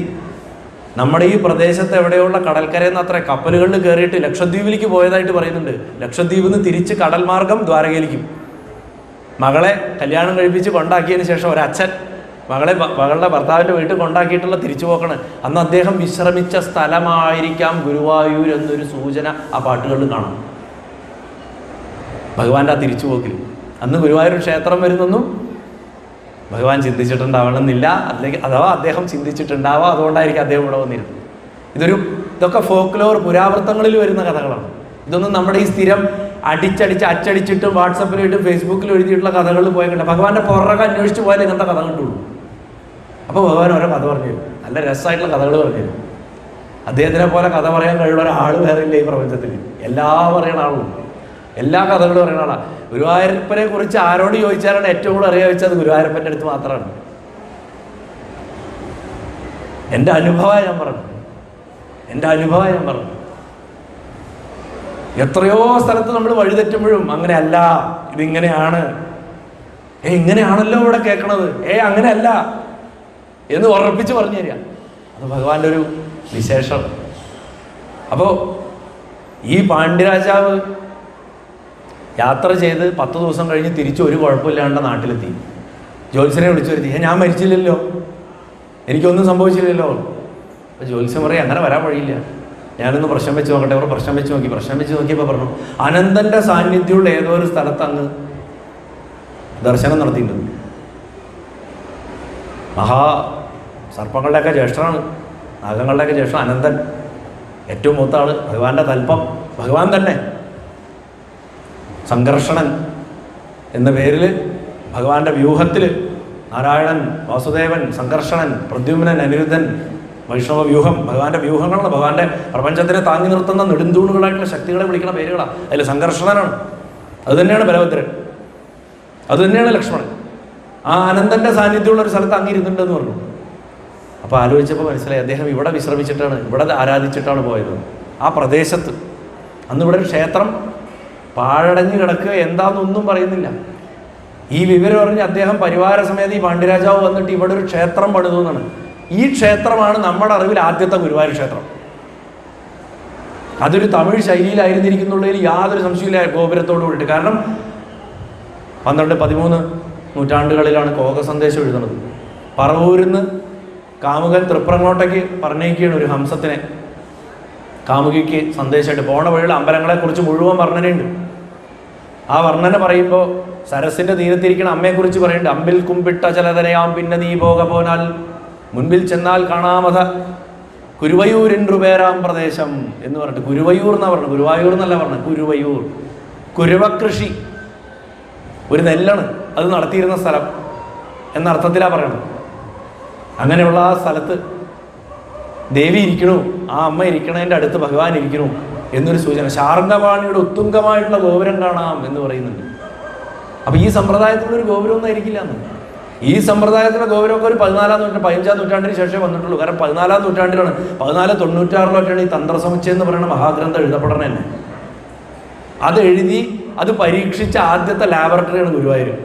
ഇവിടുന്നാണ് തന്ത്രസമുച്ചയം പരീക്ഷിക്കപ്പെടുന്നത്. ഇന്നത്തെ കേരളീയ സമ്പ്രദായത്തിലുള്ള തന്ത്ര പൂജാവിധികളുടെ പ്രചാരമുള്ള പൂജാവിധിയായിട്ടുള്ള തന്ത്രസമുച്ചയം, ആ ഗ്രന്ഥത്തിൻ്റെ ആദ്യ പരീക്ഷണശാല ഗുരുവായൂർ ക്ഷേത്രമാണ്. കാരണം ചേന്നാസ് രവിനാരായണൻ നമ്പൂതിരിപ്പാട് ഈ ഭഗവാനെ ഉപാസിച്ചിട്ട് അവരുടെ പരദേവതാ ക്ഷേത്രമായിട്ടുള്ള ശങ്കരനാരായണ സ്വാമി ക്ഷേത്രത്തിൽ ഇരുന്നിട്ടാണ് അത് എഴുതിയതെന്നാണ്. ഇവിടെയാണ് അതിൻ്റെ നിർമ്മിതിയും പരീക്ഷിച്ചിട്ടുണ്ടാവുക. ഇതൊരു കൊച്ചു ക്ഷേത്രമായിരുന്നു. ഭഗവാന്റെ ബലിക്കല്ലിൽ നിന്ന് ഭഗവാന്റെ വിഗ്രഹത്തിലേക്കുള്ള ഡിസ്റ്റൻസ് കണ്ടാലറിയാം, അതാണ് ശരിക്കും ക്ഷേത്രത്തിൻ്റെ ഒറിജിനൽ പ്ലാൻ. ബാക്കിയൊക്കെ ഉണ്ടാക്കിയെടുത്തിട്ടുള്ളതാണ്. ഏത് ക്ഷേത്രത്തിലും ബലിക്കല്ല് തുടങ്ങി ആ വിഗ്രഹം വരെയുള്ള ദൂരം കണ്ടറിയാം ക്ഷേത്രത്തിൻ്റെ ആക്ച്വൽ വലിപ്പം എന്തായിരുന്നു. ആ ബലിക്കല്ലിൻ്റെ വലിപ്പം കണ്ടാലും അറിയാം. ഭഗവാന്റെ ഉയരത്തിൻ്റെ, വിഗ്രഹത്തിൻ്റെ ഉയരത്തിൻ്റെ റേഷ്യോ അനുപാതത്തിനനുസരിച്ചിട്ട് ഇവിടുത്തെ സകല നിർമ്മിതികളും അദ്ദേഹത്തിൻ്റെ ശരീരത്തിൻ്റെ മൾട്ടിപ്ലിക്കേഷനാണ്. അപ്പോൾ ആ പാണ്ഡ്യരാജാവ് അവിടെ വെച്ചു എന്നത് വരെ നമുക്കറിയുള്ളൂ. അതിനുശേഷം പിന്നെ എന്തു സംഭവിച്ചു എന്നുള്ളത് അനേക വർഷങ്ങൾ രഹസ്യമോ അല്ലെങ്കിൽ രേഖകൾ നഷ്ടപ്പെട്ടിട്ടോ കിടക്കുകയാണ്. പിന്നെ ഗുരുവായൂരിനെ കുറിച്ച് നമുക്ക് ആദ്യം അറിയുന്നത് ഈ കോക സന്ദേശത്തിൽ. അവിടെയും ഭഗവാനെ കുറിച്ച് കാര്യമായിട്ട് അതിൽ പറയുന്നില്ല. അത് കഴിഞ്ഞ് കുറച്ചുകൂടെ ഇങ്ങോട്ട് മുന്നോട്ട് വരുമ്പോൾ കാക്കശ്ശേരി ഭട്ടതിരി ആരെക്കുറിച്ചാണോ വസുമതി മാനവിക്രമിയം എഴുതിയത്, ആ മാനവിക്രമൻ സാമൂതിരി 9-ാം നൂറ്റാണ്ടൊക്കെ ആയപ്പോഴേക്കും തന്നെ സാമൂതിരി തെക്കോട്ടേക്ക് വന്നു കഴിഞ്ഞു. കൊടുങ്ങല്ലൂരൊക്കെ പിടിച്ചു തുടങ്ങി. ഭഗവാൻ ഒരു ചെറിയ ക്ഷേത്രമായിട്ട് തുടരുകയാണ്. തൃക്കണാമതിലകം എന്ന് പറഞ്ഞിട്ട് അതിപ്രസിദ്ധമായിട്ടുള്ളൊരു ക്ഷേത്രം ഉണ്ടായിരുന്നു മതിലകത്തിൻ്റെ അടുത്ത്. ഒരു മഹാശിവലിംഗം 21 അടി ഉയരമാണ് ശിവലിംഗത്തിന്. അതിനെ പിന്നീട് ഡച്ചുകാർ പുഴക്കിയെടുത്ത് കപ്പലിനെ തൂണാക്കി കൊണ്ടിട്ട്. പൊന്നു ഗുരുവായൂരപ്പൻ ഒരു 2 മാസം മുമ്പ് എന്നെ ഫോർട്ട് കൊച്ചിയിൽ ആ തൂണായിട്ടുള്ള ശിവലിംഗത്തിനെ കുഴിച്ചു വെച്ചിരിക്കുന്ന സ്ഥലത്ത് കൊണ്ടെത്തിച്ചു. അന്വേഷിച്ചെത്തിച്ചതാ. ഭഗവാന്റെ ചക്രവർത്തിയായിരുന്ന മഹാദേവൻ അവിടെ ഒരു റോഡ് സൈഡിൽ ഒരു ചെറിയ അമ്പലത്തിൻ്റെ അകത്തിരിക്കുന്നുണ്ട്. 14 അടി ഭൂമിയുടെ അകത്തേക്കാണ് വെച്ചിരിക്കുന്നത്. കാരണം അത്രയും വലിയ അമ്പലം പണിയാൻ പറ്റില്ല. കൊങ്ങണി ബ്രാഹ്മണർ ചെയ്ത ഏറ്റവും വലിയൊരു പുണ്യമാണ്. ഫോർട്ട് കൊച്ചിയുടെ തീരത്ത് കപ്പലിന്റെ തൂണായിട്ടിട്ട് കെട്ടിയിരിക്കുന്നു ആ ശിവലിംഗത്തിനെ. ആ ഭഗവാന്റെ ആനകൾ ഓടി വന്നതാണ് ഇവിടെ ആനയോട്ടത്തിന് കഥയുണ്ടാവാൻ കാരണം. തൃക്കണാമതിലാൻ പറഞ്ഞ കേരള ചക്രവർത്തിയായിട്ടിരുന്ന മഹാദേവനാണ്. അപ്പൊ ഭഗവാൻ ഒരു കൊച്ചു ക്ഷേത്രമായിട്ടിരുന്നത്. അപ്പോഴും വിഗ്രഹമഹാത്മ്യത്തിന് ഒരു കുറവുമില്ല. ആൾക്കാർ അന്വേഷിച്ച് ഉപാസകർ വന്നുകൊണ്ടിരുന്നു എന്നുള്ളതിനുള്ള തെളിവുകൾ ധാരാളമുണ്ട്. കാരണം സാമൂതിരിപ്പാട് തന്നെ ഈ തെക്ക് ചാവക്കാടിൻ്റെ അടുത്തുള്ള, സാമൂതിരിക്ക് തെക്കാണല്ലോ, തെക്ക് ചാവക്കാടിൻ്റെ അടുത്തുള്ള ഗുരുവായൂർ വന്നിട്ടൊരു കോവിലകം എന്തിനു പടുതു എന്ന് ആർക്കും അറിഞ്ഞുള്ളൂ. ഇന്നും അജ്ഞാതമാണ് സാമൂതിരി കോവിലകം ഗുരുവായൂർ വരാൻ കാരണം. കോഴിക്കോട് കോവിലകം ഉണ്ടാവണതിന് മുമ്പേ ഗുരുവായൂർ കോവിലകം ഉണ്ട്. ഈ നമ്മുടെ ഈ ശ്രീവത്സം ഗസ്റ്റ് ഹൗസ് നിൽക്കുന്ന പറമ്പിൽ. ഇവിടെ തീപ്പെട്ട ഒരു ഇളയ തമ്പുരാൻ ഏറാൾപ്പാടിന്റെ ശവസംസ്കാര ചടങ്ങിന്റെ കണക്കുകൾ ഗുരുവായൂരപ്പന്റെ പഴയ ഗ്രന്ഥവരികളിൽ കാണാം. ഇത്ര മുട്ടി ചന്ദനം ഉപയോഗിച്ചു എന്നൊക്കെ. അന്ന് ഈ ക്ഷേത്രത്തിന് എത്ര വലിപ്പമുണ്ടെന്നുള്ളതൊക്കെ വേറെ വിഷയമാണ്. പക്ഷെ സാമൂതിരി ഇവിടെ കോവിലകം ഉണ്ടാക്കിയിട്ടുണ്ട്. സേലത്ത് കോവിലകം ഉണ്ടാക്കിയാണ് സാമൂതിരി. അത്രയും വലിയ രാജ്യം. കോഴിക്കോട് കോവിലമൊക്കെ പിന്നെ വന്നതാണ്. ചെറുവണ്ണൂരും ഈ ഇവിടെ ഗുരുവായൂരൊക്കെ വളരെ പഴയ കോവിലകങ്ങളാണ്. അപ്പൊ ഭഗവാനെ ഉപാസിക്കാൻ സാമൂതിരിയോട് ആരാ പറഞ്ഞത്? ഈ വിഗ്രഹത്തിന് ഉപാസിക്കാൻ വംശവർദ്ധനവിന് തന്നെയാണ് ഉപാസിച്ചിരുന്നത്. രണ്ടാമത്തെ ബന്ധം, ഈ വിഗ്രഹം 10-ാം നൂറ്റാണ്ടിൻ്റെ ആ ഒരു കാലഘട്ടത്തിൽ സാക്ഷാൽ കുലശേഖര പെരുമാൾ ഉപാസിച്ചിരുന്ന വിഗ്രഹം കൂടിയാണെന്നാണ് സന്യാസ സമൂഹങ്ങളുടെ ഇടയിലെ പ്രശസ്തി. പ്രത്യേകിച്ച് ശങ്കര പാരമ്പര്യങ്ങളിൽ. ഞാൻ ആ ഡോക്യുമെൻ്ററിയുടെ 1-ാം എപ്പിസോഡിലത് സൂചിപ്പിച്ചിട്ടുണ്ട്. പലരും ചോദിച്ചിരുന്നു അതിൻ്റെ പുറകിലെ കഥ ഇതാണ്. ആ കുലശേഖര പെരുമാളാണ് മുകുന്ദമാല എഴുതിയത്. ആ കുലശേഖര പെരുമാളിന്റെ ഗുരുനാഥനായിരുന്നു 1-ാമത്തെ വില്ലുമംഗലം. 3 വില്ലുമംഗലങ്ങളുണ്ട്. 1 വില്ലുമംഗലമല്ല, 3 വില്ലുമംഗലങ്ങളുണ്ട്. അതിൽ 1-ാമത്തെ വില്ലുമംഗലം ഒരു സ്ഥാനപ്പേര് മാത്രമാണ്, ഒരു സ്ഥാനപ്പേരാണ്. അതിന് 3-ാമത്തെ വില്ലുമംഗലമാണ് കുറൂരമ്മയുടെ കഥയിലും മാനവേദന്റെ കഥയിലും സാമൂരിപ്പാടിന്റെ കഥയിലും വരുന്നത്. ഇടയിലുള്ള വില്ലുമംഗലമാണ് ശ്രീകൃഷ്ണ കർണാമൃതം എഴുതിയ ലീലാശുകൻ എന്ന് പറഞ്ഞ വില്ലുമംഗലം. വൃന്ദാവനത്തിലേക്ക് പോയാൽ സ്വന്തം കണ്ണു കുത്തിപ്പൊട്ടിച്ചാണ്. തനിക്ക് കാമം ഉണ്ടാക്കുന്ന കാഴ്ചകൾ കാണരുത് താൻ എന്ന് പറഞ്ഞിട്ട്, പ്രത്യേകിച്ച് സ്ത്രീകളെ കാണരുതെന്ന് പറഞ്ഞിട്ട് സ്വന്തം കണ്ണു കുത്തിപ്പൊട്ടിച്ചിട്ട് എഴഞ്ഞിട്ടാണ് അദ്ദേഹം വൃന്ദാവനത്തിലേക്ക് പ്രവേശിച്ചത്. അദ്ദേഹം എഴുതിയാണ് ശ്രീകൃഷ്ണ കർണാമൃതം. കസ്തൂരി തിലകം ലലാടബലക എന്നൊക്കെയുള്ള പ്രസിദ്ധ ശ്ലോകങ്ങളുടെ കയ്യിലാണ്. അതിൽ 1-ാമത്തെ വില്ലുമംഗലം അദ്ദേഹം കുലശേഖര പെരുമാൾക്ക്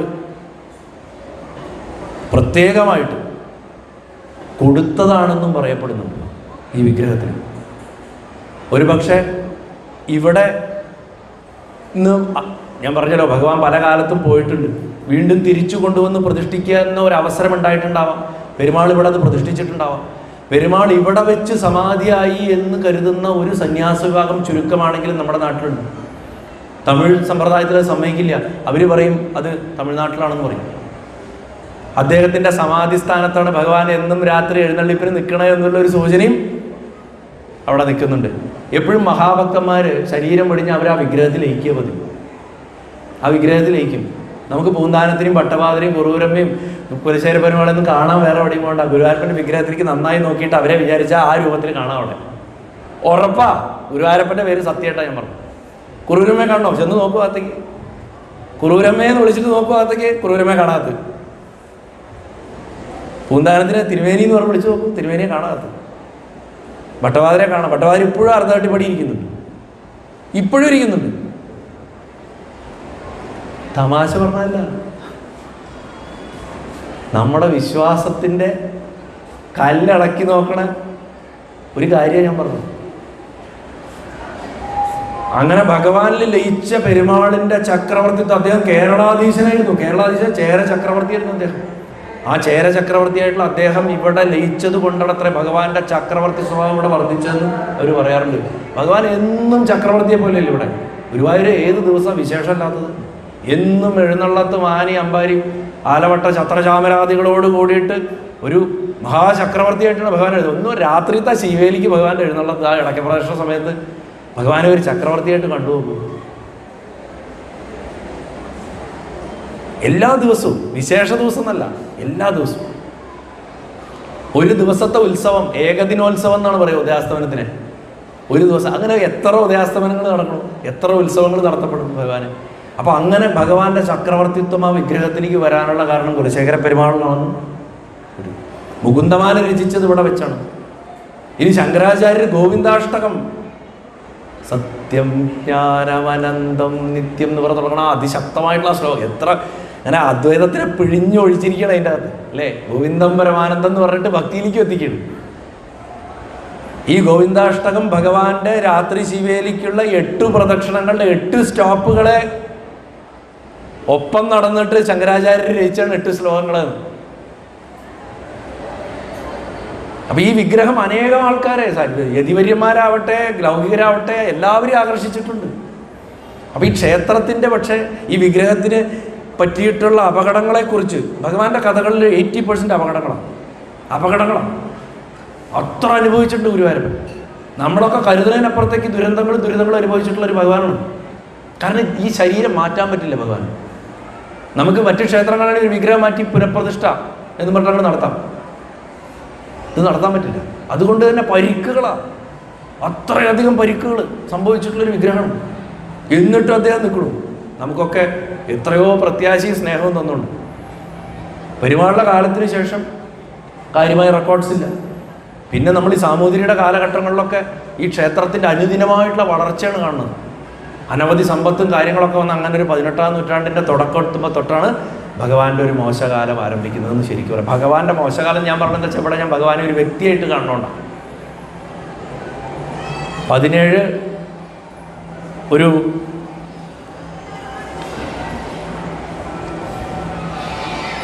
16-ലാണ് ഡച്ചുകാരുടെ ആക്രമണം.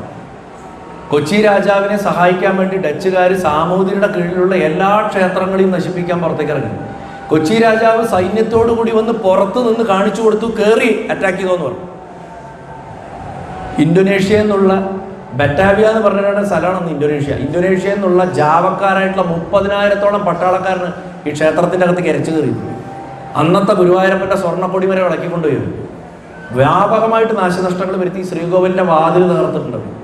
അകത്ത് കിടന്ന തിടമ്പെടുത്തോണ്ട് പോയി. ഭഗവാന്റെ കനകമയമായിട്ടുള്ള സകല വസ്തുക്കളും നിധിയറ വരെ പൊളിച്ചു എന്നാണ് രേഖകളിൽ കാണുന്നത്. ഇവിടെ നമ്മുടെ പൊതുവിശ്വാസം നിധിയറയിൽ ആരും കയറിയിട്ടില്ല എന്നാണ്. പക്ഷെ രേഖകളിൽ നിധിയറ വരെ തകർത്തു എന്നാണ് പറയുന്നത്. ക്ഷേത്രങ്ങളെ സംരക്ഷിക്കാൻ എല്ലാ കാലത്തും വളരെ കഷ്ടപ്പെട്ടിട്ടുണ്ട് നമ്മൾ, പ്രത്യേകിച്ച് കഴിഞ്ഞ 5-6 നൂറ്റാണ്ടുകളിൽ. എല്ലാം എടുത്തോണ്ട് പോയി. പക്ഷെ വിഗ്രഹത്തിനെ അവർ നശിപ്പിച്ചില്ല. എന്തോ കാരണം കൊണ്ട്. നായർ പട്ടാളം പുറത്ത് കാവൽ നിൽക്കുക കൊച്ചി രാജാവിൻ്റെ.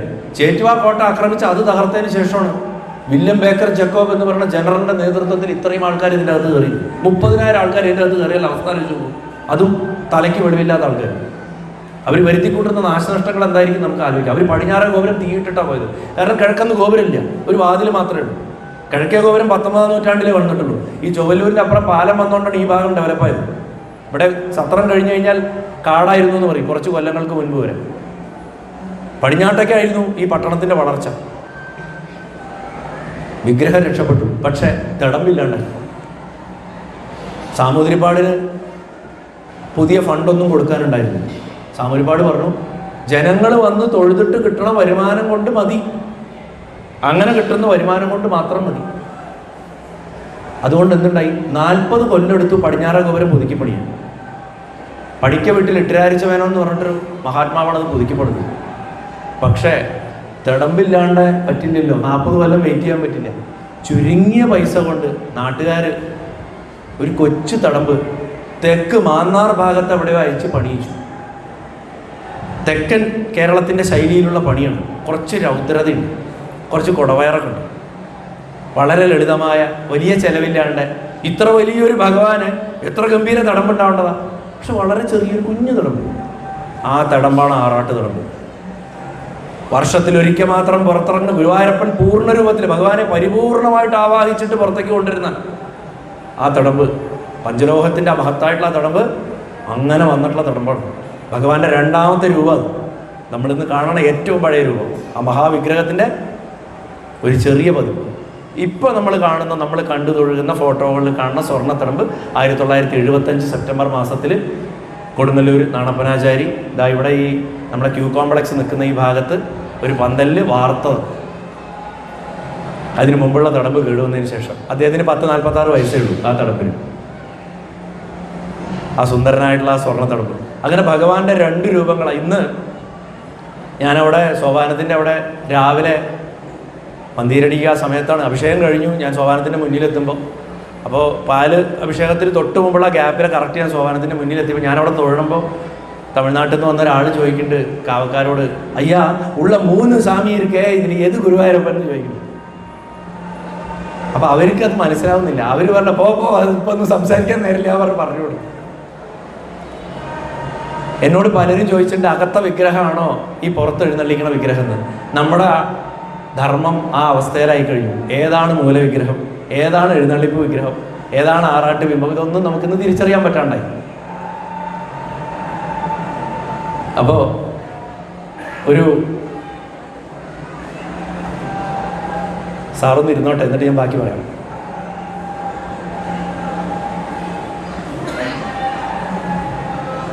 ഇതൊരു ആധ്യാത്മികമായിട്ട് നമ്മൾ ഭഗവാനെ കുറിച്ച് പറഞ്ഞൊരു സഭയല്ലേ നാരായണ. അപ്പോൾ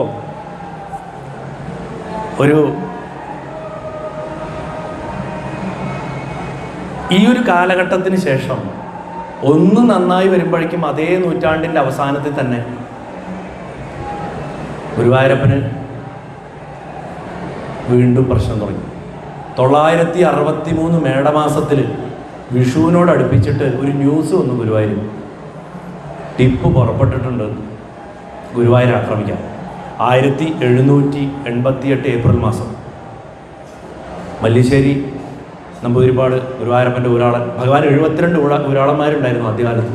അത് പിന്നീട് ചുരുങ്ങി 12ആയി. അവസാനം ടിപ്പുവിൻ്റെ ആ ആക്രമണ കാലമായപ്പോഴേക്കും അത് വളരെ ചുരുങ്ങിയിരുന്നു, 10-ൽ താഴെ ഉണ്ടായിരുന്നുള്ളൂ തോന്നുന്നു. പിന്നെ പടയോട്ടത്തിന് ശേഷം അത് ഒരാളായിട്ട് ചുരുങ്ങുകയാണ് ചെയ്യും. മല്ലിശ്ശേരി നമ്പൂതിരിപ്പാടിനൊരു വിവരം കിട്ടുകയാണ്, ദൂരത്തുനിന്ന് ഇങ്ങനെ ടിപ്പു ഗുരുവായൂർ ലക്ഷ്യമാക്കിയിട്ട് വരുന്നുണ്ട്. കാരണം ഹൈദരുടെ ഒരു ആക്രമണത്തിനെ അതിജീവിച്ചാണ്. ഹൈദർ പൊന്നാനിയിൽ തമ്പടിച്ചിട്ട് ഗുരുവായൂർ ആക്രമിക്കാൻ തയ്യാറെടുക്കുന്ന സമയത്ത് അദ്ദേഹത്തിൻ്റെ ദിവാൻ അന്ന് വെങ്കട്ടരമണ റാവു എന്ന് പറയുന്ന പ്രസിദ്ധനായിട്ടുള്ള ഒരു തിരുവണ്ണാമലക്കാരനായിട്ടുള്ള ഒരു ബ്രാഹ്മണനായിരുന്നു ഹൈദരുടെ മന്ത്രി. അദ്ദേഹം ഈ ക്ഷേത്രത്തിൻ്റെ മഹാത്മ്യം പറഞ്ഞു കൊടുത്തിരുന്നു. കൂടാതെ ഇവിടുന്ന് വടക്കേപ്പാട്ട് വാര്യർ 3 പത്തുകാരാണ് ഭഗവാൻ, ചൊവ്വല്ലൂർ, തിരുവങ്കടം, വടക്കേപ്പാട്ട്. അതിൽ വടക്കേപ്പാട്ട് വാര്യർ തൻ്റെ 6 മാസത്തെ സമ്പാദ്യം കൊണ്ടുപോയിട്ട് ഹൈദരുടെ മുന്നിൽ വെച്ചിട്ട് ഇത് ആക്രമിക്കരുതെന്നുണ്ട്. അപ്പോൾ ഹൈദർ ചോദിച്ചു അത്ര വിശേഷമാണോ? അപ്പോൾ ആ വൈശിഷ്ട്യം പറഞ്ഞു കൊടുത്തു. ഹൈദർ ഉടനെ ഒരു ദൈവതായം, ഒരു ഗ്രാൻഡ് ഏർപ്പെടുത്തി ഗുരുവായൂർ ക്ഷേത്രത്തിന്. ആക്രമിച്ചില്ല. ആ ഗ്രാൻഡ് ടിപ്പുവും തുടർന്നിരുന്നു. ടിപ്പു ആക്രമിച്ചെങ്കിലും അച്ഛൻ കൊടുത്ത ഗ്രാൻഡ് വേണ്ടാന്ന് വെച്ചിട്ടില്ല. ബ്രിട്ടീഷുകാർ ആ ഗ്രാൻഡിനായിട്ട് കൊടുത്ത സ്ഥലത്തിനെ വിറ്റ് അത് ഡെപ്പോസിറ്റായിട്ട് ഇട്ട് കൊടുത്തു. ഇന്നും ഗുരുവായൂരപ്പൻ്റെ ഡെപ്പോസിറ്റിൽ ആ പൈസ കിടക്കുന്നുണ്ട്. അന്ന് കൊടുത്ത ആ ഫലം ഇപ്പോഴും അവിടെ ഉണ്ട്. പക്ഷെ ടിപ്പു ആക്രമിച്ചു. ടിപ്പുവിന് എന്താ പ്രശ്നം എന്ന് വെച്ചാൽ ടിപ്പുവിന് സാമൂതിരിയായിട്ടുള്ള പ്രശ്നങ്ങളാണ്. ടിപ്പു ഗുരുവായൂർ ആക്രമിക്കുന്ന ഉറപ്പായി, എന്താ ചെയ്യേണ്ടതെന്ന് അറിയാതെ. അങ്ങനെ അന്ന് ഓദിക്കന്മാരിൽ പ്രമുഖനായിട്ടുള്ള കക്കാട് ഓദിക്കൻ്റെ അടുത്ത്, ഇവിടെ 4 ഓദിക്കൻ കുടുംബങ്ങളാണ് ഭഗവാനെ സേവിക്കുന്നത്.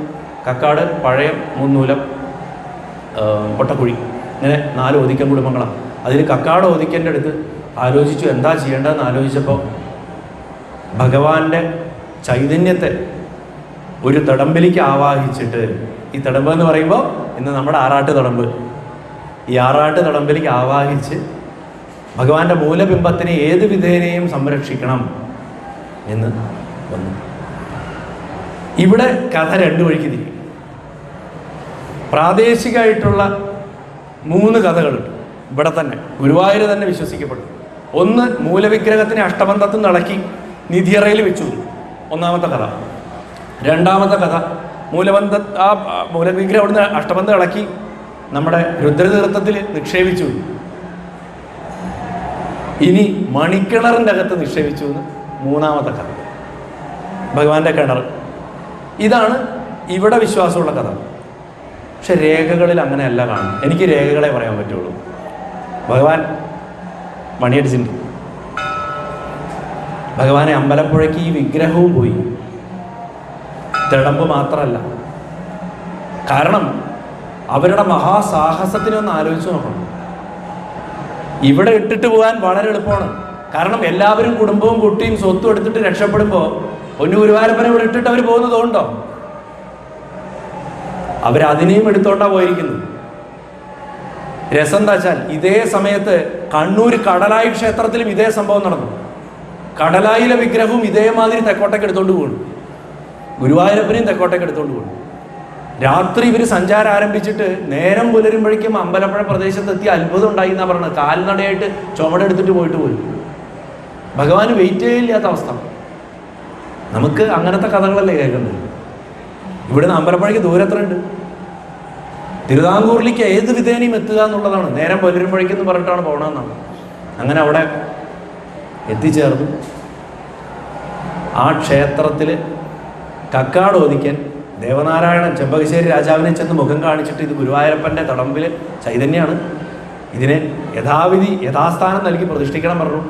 അമ്പലപ്പുഴ ക്ഷേത്ര വളപ്പിൽ ഒരു ബാലാലയം കെട്ടി അതവിടെ വെച്ചു. അത് ഇന്നും നമുക്ക് കാണാം. ഗുരുവായൂരപ്പൻ ഇരുന്ന സ്ഥലം കടലായി കൃഷ്ണനെയും അവിടെ കൊണ്ടുപോയി വെച്ചിട്ടുണ്ട്. കടലായി കൃഷ്ണൻ്റെ കഥ ആരും പറയാറില്ല. കടലായിലെ കണ്ണനും അവിടെ പോയിരുന്നുണ്ട്. കടലായിലെ കണ്ണനൊരു പ്രത്യേകതയുണ്ട്, അറിയും. പ്രളയം കഴിഞ്ഞപ്പോൾ ഈ ദ്വാരകയിൽ ഓരോരുത്തർ പൂജിച്ച വിഗ്രഹത്തിൽ പകുതിയും വന്നത് കേരളത്തിലേക്കാണ്. രുക്മിണി പൂജിച്ച വിഗ്രഹം ഉടുപ്പിയിലിരിക്കുന്നു. സത്യഭാമ പൂജിച്ച വിഗ്രഹം കടലായി ക്ഷേത്രത്തിലിരിക്കുന്നു. ഭഗവാൻ സ്വയം പൂജിച്ച വിഗ്രഹം ഇവിടെ ഇരിക്കുന്നു. സാത്യകി പൂജിച്ച വിഗ്രഹം തിരുവല്ലയിലിരിക്കുന്നു. അർജുനൻ പൂജിച്ച വിഗ്രഹം ആറന്മുളയിലിരിക്കുന്നു. അങ്ങനെ അമ്പലപ്പുഴ എത്തിയ ഭഗവാന്റെ മൂലബിംബത്തിനെ മല്ലിശ്ശേരി നമ്പൂതിരിപ്പാട് ഇരുട്ടത്ത് കായലിൽ നിക്ഷേപിക്കുകയാണ് ചെയ്തതെന്നാണ്. അദ്ദേഹം 3 ദിവസം അവിടെ രഹസ്യമായിട്ട് ആ കായലിന്റെ തീരത്ത് തന്നെ ഒളിച്ചു കഴിഞ്ഞു. ആരും താൻ ആ വിഗ്രഹം വെള്ളത്തിലിട്ടത് കണ്ടിട്ടില്ല എന്ന് ഉറപ്പുവരുത്താൻ ജപിച്ചുകൊണ്ട് കഴിഞ്ഞു എന്നും. അതിനുശേഷം അദ്ദേഹം പത്മനാഭസ്വാമി ക്ഷേത്രത്തിലേക്ക് പോയി. അവിടെ ഭജന ഇരുന്ന് അവിടെ തന്നെ മരിച്ചു. ഇന്നത്തെ മാതിരി വാട്സപ്പ് ചെയ്യാനോ ഫേസ്ബുക്കിൽ നമുക്ക് മെസ്സേജ് ചെയ്യാനൊന്നും പറ്റില്ല. ഞാൻ ഇന്ന സ്ഥലത്ത് കൊണ്ടേ വെച്ചിട്ടുണ്ട് വിഗ്രഹം, ആവശ്യം കഴിഞ്ഞാൽ നിങ്ങൾക്ക് വന്ന് എടുക്കാമെന്നൊന്നും. ഇവിടുന്ന് ജനങ്ങളെ വിട്ടുപോയി. ഒരു 4 കൊല്ലക്കാലം കഴിഞ്ഞ് 1792 967 കൊല്ലവർഷത്തിലാണ് ശ്രീരംഗപട്ടണം കീഴടക്കണം ബ്രിട്ടീഷുകാർ. അതോടുകൂടി മലബാർ മുഴുവൻ ബ്രിട്ടീഷുകാരുടെ കയ്യിലേക്കായി. 64,000 രൂപയ്ക്ക് പാലക്കാടിനെയും 3.5 ലക്ഷം രൂപയ്ക്ക് ഗുരുവായൂരടങ്ങണ മലബാർ പ്രദേശത്തിന് ടിപ്പുവിന് കൊടുക്കേണ്ടി വരും. അതിൻ്റെ വില നിശ്ചയിച്ച് ആ കാശ് കൊടുക്കാനില്ലാത്തതുകൊണ്ട് ടിപ്പു ഈ സ്ഥലങ്ങൾ ബ്രിട്ടന് കൊടുത്തു. ഈ സ്ഥലങ്ങളൊക്കെ കീഴിൽ വന്നു. സാമൂതിരിക്ക് പക്ഷെ തിരിച്ച് ക്ഷേത്രം കൊടുത്തില്ല. ബ്രിട്ടീഷുകാർ സാമൂതിരിക്ക് ഇത് കൊടുക്കാൻ പറ്റില്ല എന്ന് പറഞ്ഞു. പുന്നത്തൂർ തമ്പുരാൻ കുറേ അവകാശങ്ങളൊക്കെ ചോദിച്ചെങ്കിലും നടന്നില്ല. പക്ഷേ അപ്പോഴും പ്രശ്നം എന്താ വെച്ചാൽ വിഗ്രഹം വിടില്ല. ഈ വിഗ്രഹം എവിടെ പോയി എന്ന് ആർക്കും അറിയില്ല. ഗുരുവായൂർ പ്രദേശം മുഴുവൻ കാട് പടലം പിടിച്ച് ക്ഷേത്രം മുഴുവൻ കാട് കയറി കിടക്കുക. ഇങ്ങനെ ഒരു അവസ്ഥയിൽ വിഗ്രഹം എവിടെ പോയി എന്ന് ആർക്കും അറിയാൻ പറ്റാത്തൊരവസ്ഥ. തിടമ്പും എവിടെ പോയി എന്ന് ആർക്കും അറിയാൻ പറ്റാത്ത അവസ്ഥ. കാരണം ഭഗവാന്റെ ചൈതന്യം ആവാഹിക്കണ്ടേ. നമുക്ക് അദൃശ്യമായിട്ടൊരു സ്ഥലത്ത് നിന്ന് ആവാഹിച്ചെടുക്കാൻ താന്ത്രികർക്ക് സാധിക്കും, ആചാര്യന്മാർക്ക്. എന്നാലും അങ്ങനെ അക്കാലത്ത് ഏറ്റവും പ്രസിദ്ധമായിട്ടുള്ള ഒരു ജ്യോതിഷ കേന്ദ്രമായിരുന്നു മമ്മിയൂർ കളരി. ഈ മമ്മിയൂർ കളരിയിൽ അക്കാലത്തെ കാരണവരായിരുന്നു ഉണ്ണിപ്പണിക്കരെന്ന് പറയും. പ്രസിദ്ധനായിരുന്നു. ഉണ്ണിപ്പണിക്കരെ പ്രശ്നം വെക്കാനായിട്ട് ഗുരുവായൂർ പൗരപ്രമുഖരും മല്ലിശ്ശേരി നമ്പൂരിപ്പാടും കൂടെ സമീപിക്കുന്നു.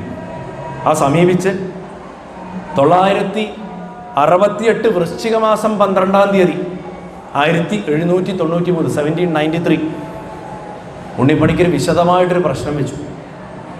പ്രശ്നം വെച്ചപ്പോൾ ഭഗവാൻ സന്തോഷമായിട്ട് അമ്പലപ്പുഴയിൽ ഇരിക്കുന്നുണ്ടെന്ന് സൂചനകളുടെ അടിസ്ഥാനത്തിൽ കണ്ടെത്തുന്നു.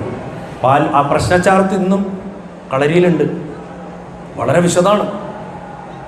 അതിനൊന്നും നമുക്ക് കണ്ണടയ്ക്കാൻ പറ്റില്ല. 74 ക്ഷേത്രം കത്തിയതിന് ശേഷം 70 ക്ഷേത്രം കത്തിയതിന് ശേഷം അമ്പലം പുതുക്കി പണിതിട്ട് 74 അതിഗംഭീരമായിട്ടുള്ളൊരു സ്മരണിക ഗുരുവായൂർ ദേവസ്വം പബ്ലിഷ് ചെയ്തിരുന്നു. ആകെ ഒരു കോപ്പിയാണെന്ന് അവശേഷിച്ചിട്ടുള്ളത് നമ്മുടെ ലൈബ്രറിയിൽ. ഇപ്പോൾ അത് ഡിജിറ്റൈസ് ചെയ്തിട്ടുണ്ട്. അതിലൊരു കനപ്പെട്ട ലേഖനുണ്ട്. മമ്മിയൂർ രാമകൃഷ്ണൻ എന്ന് പറഞ്ഞ അദ്ദേഹം എഴുതിയ മമ്മിയൂർ കളരിയെക്കുറിച്ച് അതിൽ ഈ കഥ വിശദമായിട്ട് പറഞ്ഞിട്ടുണ്ട്. അങ്ങനെ ഇതിൽ കാണുകയാണ് പാൽപ്പായസം ഏറ്റവും വിശേഷപ്പെട്ട ഒരു സ്ഥലത്ത് ഭഗവാൻ ഇരിക്കുന്നുണ്ട്. അത് പുറത്തെ പ്രാകാരത്തിൽ ഇങ്ങനെയൊക്കെ കണ്ടെത്തണം. പക്ഷെ കൗതുക ബിംബത്തിലായിരിക്കണം. കൗതുക ബിംബം എന്ന് പറഞ്ഞാൽ ഉത്സവമൂർത്തി തടമ്പ് അതിലായിരിക്കുന്നു.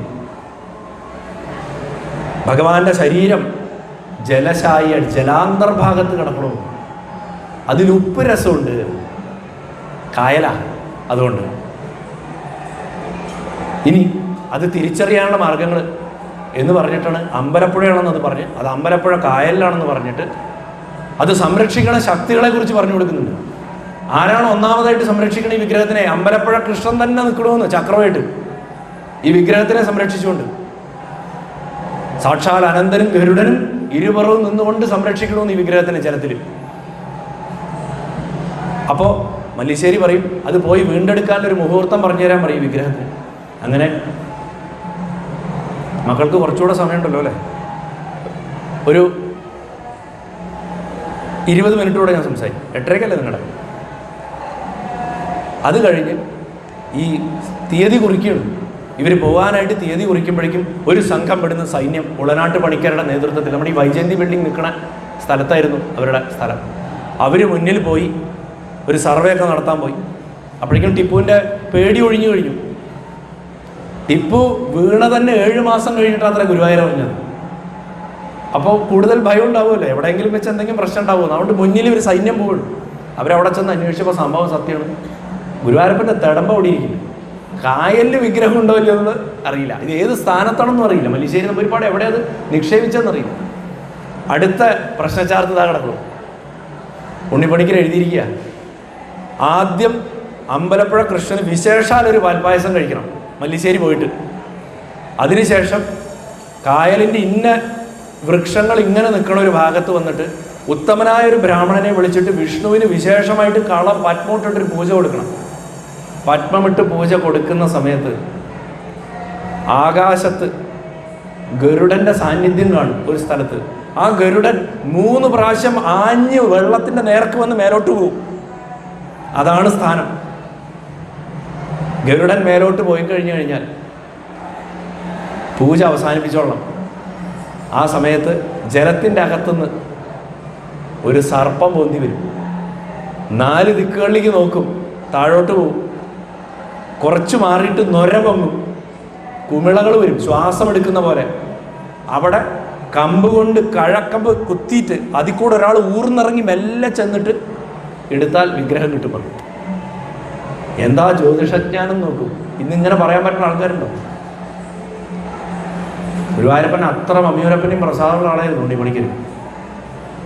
മല്ലിശ്ശേരി അവിടെ ചെന്നു, ഈ പറഞ്ഞ പോലെ ഒക്കെ ചെയ്തു. അമ്പലപ്പുഴ കൃഷ്ണൻ പ്രസാദം പാൽപ്പായസം കഴിപ്പിച്ചു, വിഷ്ണുവിന് പത്മോട്ട് പൂജ ചെയ്തു. അതാ വരുന്നു പരുന്ത്, കൃഷ്ണപ്പരുന്ത്. അപ്പോൾ പറഞ്ഞിട്ടുണ്ട് അത് ഗരുഡനാണെന്ന് വിചാരിച്ചോളണം, മനസ്സിലാക്കിക്കൊള്ളണം, അത് വെറും പരുന്തല്ല എന്ന്. അപ്പോൾ എല്ലാവരും വലിയൊരു സംഘം ആൾക്കാർ നിൽക്കുക ഈ തീരത്ത്. സകലൊരു സാഷ്ടാംഗം നമസ്കരിച്ചു. ഗരുഡൻ അടയാളം കാണിച്ചു കൊടുത്തു. ഗുരുവായൂരപ്പ ആ ഗരുഡൻ പോയ ഉടനെ തന്നെ ഇവിടെ പത്മത്തിൽ പൂജ അവസാനിപ്പിച്ചു. അതാ വെള്ളത്തിൻ്റെ ഉള്ളിൽ നിന്ന് ഗംഭീരനായിട്ടൊരു സർപ്പം അങ്ങോട്ട് പൊങ്ങി വരികയാണ്. ഒരസൽ ബാണമുള്ള സർപ്പം. അത് പൊങ്ങിയിട്ട് 4 ദിക്കുകളിലേക്കും അത് നോക്കി. ജലത്തിൻ്റെ അന്തർഭാഗത്തേക്ക് പോയതോട് കൂടിയിട്ട് മല്ലിശ്ശേരി നമ്പൂതിരിപ്പാടിനും ഗുരുവായൂരിന്ന് പോയവർക്കും സന്തോഷം താങ്ങാൻ പറ്റാണ്ട കരയാൻ തുടങ്ങി. കുമിളകൾ വരുന്നു വെള്ളത്തുനിന്ന്, ആ കായലിൻ്റെ ആ ഭാഗത്തുനിന്ന്. എന്നാ ഇറങ്ങല്ലേ എന്ന് ചോദിച്ചു. ചുറ്റും നോക്കുമ്പോൾ കൂടെ വന്ന് ആരും കാണാനില്ല. സർപ്പത്തിനെ കണ്ടോടെ എല്ലാവരും പേടിച്ചോടി. സർപ്പത്തിനെ കണ്ടതോടുകൂടി സകല ആൾക്കാരും പേടിച്ചോടി. ആരും വെള്ളത്തിൽ ഇറങ്ങാൻ തയ്യാറില്ല. നമ്പൂതിരിപ്പാട് എന്താ ചെയ്യാന്നറിയാണ്ട് ഭഗവാനെ വിളിച്ചുകൊണ്ട് നിന്ന സമയത്ത് 2 നമ്പൂരി ഉണ്ണികൾ അവിടെ വന്നു അത്രേ. 2 പേരും അമ്പലപ്പുഴ കൃഷ്ണൻ്റെ ഈ പാൽപ്പായസം ഉണ്ടാക്കണ കാതം ചുവന്നുകൊണ്ട് അത്രേ വന്നുകൊണ്ടിരുന്നത്. എന്താ സങ്കടപ്പെട്ട് നിൽക്കണമെന്ന് ചോദിച്ചു. അയ്യോ അത് ഇങ്ങനെ ഒരു സംഭവമാണ്, വെള്ളത്തിലേക്ക് ഇറങ്ങാൻ പേടിച്ചിട്ട്. അതിനെന്താ ഞങ്ങൾ ഇറങ്ങാലോ പറഞ്ഞിട്ട് ഈ കാതത്തിനെ അങ്ങോട്ട് കൂട്ടിക്കെട്ടി. 2 പേര് കാതത്തിൽ അങ്ങോട്ട് നിന്നു. അപ്പോൾ 2 വട്ടായില്ലേ. എന്നിട്ട് അതിനെ വഞ്ചി പോലെ ആക്കിയിട്ട് വലിയ മുളക്കമ്പോണ്ട് കുത്തി തുഴഞ്ഞിട്ട് ഇതിൻ്റെ നടുക്കിലേക്ക് അങ്ങോട്ട് എത്തി. അപ്പോൾ ഇവർ ഭയങ്കര സംസാരത്തിലായി. ഇവിടെയാണോ നോക്കുക, അങ്ങനെയാണോ നോക്കുക, ഇങ്ങോട്ട് കുത്തുക, അങ്ങോട്ട് കുത്തുക, നോക്കി അങ്ങനെ നൊര വന്ന സ്ഥലത്ത് ഇവർ കറക്റ്റ് എത്തി ഒറ്റ കുത്തങ്ങോട്ട് വെച്ച് കൊടുത്തു. ടിങ് ഒരു സൗണ്ടും കിട്ടും എന്നാ പറഞ്ഞു. എന്നാൽ ഇവിടെ തന്നെ പറഞ്ഞിട്ട് ആ കഴക്കൂടെ അങ്ങനെ ഊർന്നിറങ്ങി ചാടി മിനിറ്റുകൾ കൊണ്ട് പൊങ്ങി വന്നു. ഇത്രയും ഭാരമുള്ള വിഗ്രഹം കൊണ്ട് ഈ നമ്മുടെ ഗുരുവായൂരപ്പൻ ജലത്തിൻ്റെ ഉള്ളിൽ നിന്ന് അങ്ങനെ അങ്ങോട്ട് പൊങ്ങി വരികയാണ്. അന്ന് പൊങ്ങി വന്നാട്ടോ, പിന്നെ വെള്ളത്തിൽ പോയിട്ടില്ല. ഇതുവരെ ജലത്തിൻ്റെ അകത്തേക്ക് പോയിട്ടില്ല. അന്ന് അങ്ങനെ ഉയർന്നു വന്ന ആ 4 കാതൻ്റെ അകത്തേക്ക് അങ്ങോട്ട് കയറി ഇരുന്നിട്ട് ഭഗവാൻ ഇവിടേക്ക് കൊണ്ടുവന്ന് ഇറക്കി വെച്ചപ്പോൾ ഇവിടുന്ന് പോയവർ ഭഗവാനെ കണ്ട സന്തോഷത്തിൽ മതിമറന്ന് അതിനെ കെട്ടിപ്പിടിക്കുകയും അതിനെ ലാളിക്കുകയും ഒക്കെ ചെയ്തുകൊണ്ടിരിക്കുന്നതിനിടയ്ക്ക് വന്ന ഉണ്ണികളെയും കാണാനില്ല, കാതവും കാണാനില്ല, ഒന്നും കാണാനില്ല. ദേവനാരായണൻ ആ ഭഗവാന്റെ വിഗ്രഹത്തിന് വേണ്ട കേടുപാടുകളൊക്കെ തീർക്കാൻ വേണ്ട ഒരു പൈസയും കൂടെ കൊടുത്തു എന്നാണ്. കാരണം അന്ന് സാമ്പത്തിക ശേഷി വളരെ കുറവാണ്. നോക്കുമ്പോണ്ട് ഈ മുള കൊണ്ട് കുത്തിയതിൽ ഭഗവാന്റെ വലത്തെ കൈ പൊട്ടിയിട്ടുണ്ടായിരുന്നു. അതിനെ അഷ്ടബന്ധൂട്ട് ഉറപ്പിച്ച് സ്വർണത്തിൻ്റെ ഗോളക കൊണ്ട് കെട്ടി ഉറപ്പിച്ചു. പിൽക്കാലത്ത് കാലുകളും കിരീടത്തിൻ്റെ അവിടെ രാവിലെ നിർമ്മാല്യത്തിൻ്റെ സമയത്ത് അഭിഷേകം നടക്കുമ്പോൾ കാണാം, ഇങ്ങനെ തിളങ്ങണ ഭാഗങ്ങൾ കണ്ടിട്ടില്ലേ? ഈ ഭാഗമൊക്കെ അതാ ഭഗവാന്റെ ഗോളകയുടെ അന്നത്തെ കെട്ടിയ ഗോളകയുടെ അവശിഷ്ടങ്ങളാണ്. ശരീരത്തിൽ അങ്ങോട്ട് ഉറച്ചു പോയി, ഭഗവാന്റെ ശരീരമായി മാറിയത്. നഖങ്ങളൊക്കെ കാണാം. ആ കുഞ്ഞു കയ്യിലെ താമര പിടിച്ച കയ്യിലെ നഖങ്ങളുടെ അവിടെയൊക്കെ ശരിക്കും കാണാൻ പറ്റും. അങ്ങനെ ആ വിഗ്രഹം അവർ പെട്ടെന്നൊന്നും ഇങ്ങോട്ട് എടുത്തു കൊണ്ടുവരാൻ ധൈര്യപ്പെട്ടില്ല. കാരണം അന്നത്തെ രാഷ്ട്രീയ സാഹചര്യം അങ്ങനെയാണ്, വീണ്ടും ആക്രമണം ഉണ്ടാവുമോ, അപ്പോൾ കടൽ തീരം വഴി കൊണ്ടുവന്നാലോ എന്ന് ആലോചിച്ചു. അതോ പറമ്പുകളിൽ കൂടെ കൊണ്ടുവരണം. അന്ന് അങ്ങനെ റോഡുകളില്ലല്ലോ. എന്താണെങ്കിലും 1 മാസം ഒന്ന് വെയിറ്റ് ചെയ്തിട്ട് കുറച്ചുകൂടെ തിരുവിതാംകൂറിൻ്റെ അതിർത്തിയുടെ അകത്തേക്ക് നല്ലോണം കയറി ഇരുന്ന് സുരക്ഷിതമായിട്ടൊരു സ്ഥലത്തേക്ക് ഇരിക്കാം എന്ന് പറഞ്ഞിട്ട് ഇവർ മാവേലിക്കരയ്ക്ക് കൊണ്ടുപോയി. അവിടെ ഒരു പറമ്പിൽ മാടം കെട്ടി അമ്പലപ്പുഴ രാജാവ് വിട്ടുകൊടുത്ത ഒരു നായർ പട്ടാളത്തിൻ്റെ ഒരു കുടുംബം, അവരാണത് സംരക്ഷിച്ചിരുന്നത്. അവരെയും കൊണ്ടാണ് പിന്നെ ഇങ്ങോട്ട് പോകുന്നത്. അവരാണ് ഗുരുവായൂരപ്പൻ ഇന്നും വെണ്ണയും പാലും ഒക്കെ കൊടുക്കണം മാടക്കാവിൽ വീട്ടുകാർ. അവരുടെ അവകാശമായിട്ടത് മാറുകയാണ്. ഗുരുവായൂരപ്പൻ്റെ ഗോശാല ഒരു കാലത്ത് സംരക്ഷിച്ചിരുന്നവരാണ്. അങ്ങനെ ഭഗവാൻ അവിടെ 1 മാസക്കാലത്തോണ്ട് ഇന്നും ആ സ്ഥലത്തിൻ്റെ പേര് ഗുരുവായൂരപ്പൻ പറമ്പ്. അതിൻ്റെ പട്ടയം ഗുരുവായൂർ ദേവസ്ഥത്തിൻ്റെ പേരില്ല, പക്ഷേ അത് ഇന്ന് മാവേലിക്കര മുനിസിപ്പാലിറ്റിയുടെ ഒരു ഡംപിങ് യാർഡ് മാതിരി കിടക്കുന്നുണ്ട്. ചപ്പും ചവറും കൊട്ടുന്ന ഒരു പറമ്പായിട്ട് കിടക്കണം. ഞാൻ ഈ ഡോക്യുമെൻ്ററിയുടെ യാത്രയിൽ അതിൻ്റെ പട്ടയരേഖ എനിക്ക് കിട്ടി. അത് ദേവസ്വത്തിൻ്റെയാണ്, ഭഗവാന്റെ സ്ഥലം അത്. ആ പറമ്പിൽ നിന്ന് ഭഗവാനെ പിന്നീട് എഴുന്നള്ളിച്ച് ഇങ്ങോട്ട് ഏതാണ്ട് കുറച്ച് ദിവസങ്ങൾ കൊണ്ട് ഇവിടെ എത്തിച്ചതിന് ശേഷം 968 1793 ധനുമാസത്തിൽ 15-ാം തീയതി, അന്ന് ഗുരുവായൂർ ഏകാദശി ദിവസമായിരുന്നു. രോഹിണി നക്ഷത്രത്തിൽ രാവിലെ ഒരു 11 മണിയോട് കൂടിയിട്ട് പൊന്നു ഗുരുവായൂരപ്പൻ്റെ വിഗ്രഹത്തിനെ വീണ്ടും ഇവിടെ പ്രതിഷ്ഠിച്ചു. അതാണ് ഭഗവാന്റെ തീപിടുത്തത്തിൻ്റെ കാലം വരെയുള്ള രണ്ടാമത്തെ പിന്നത്തെ വരവ്.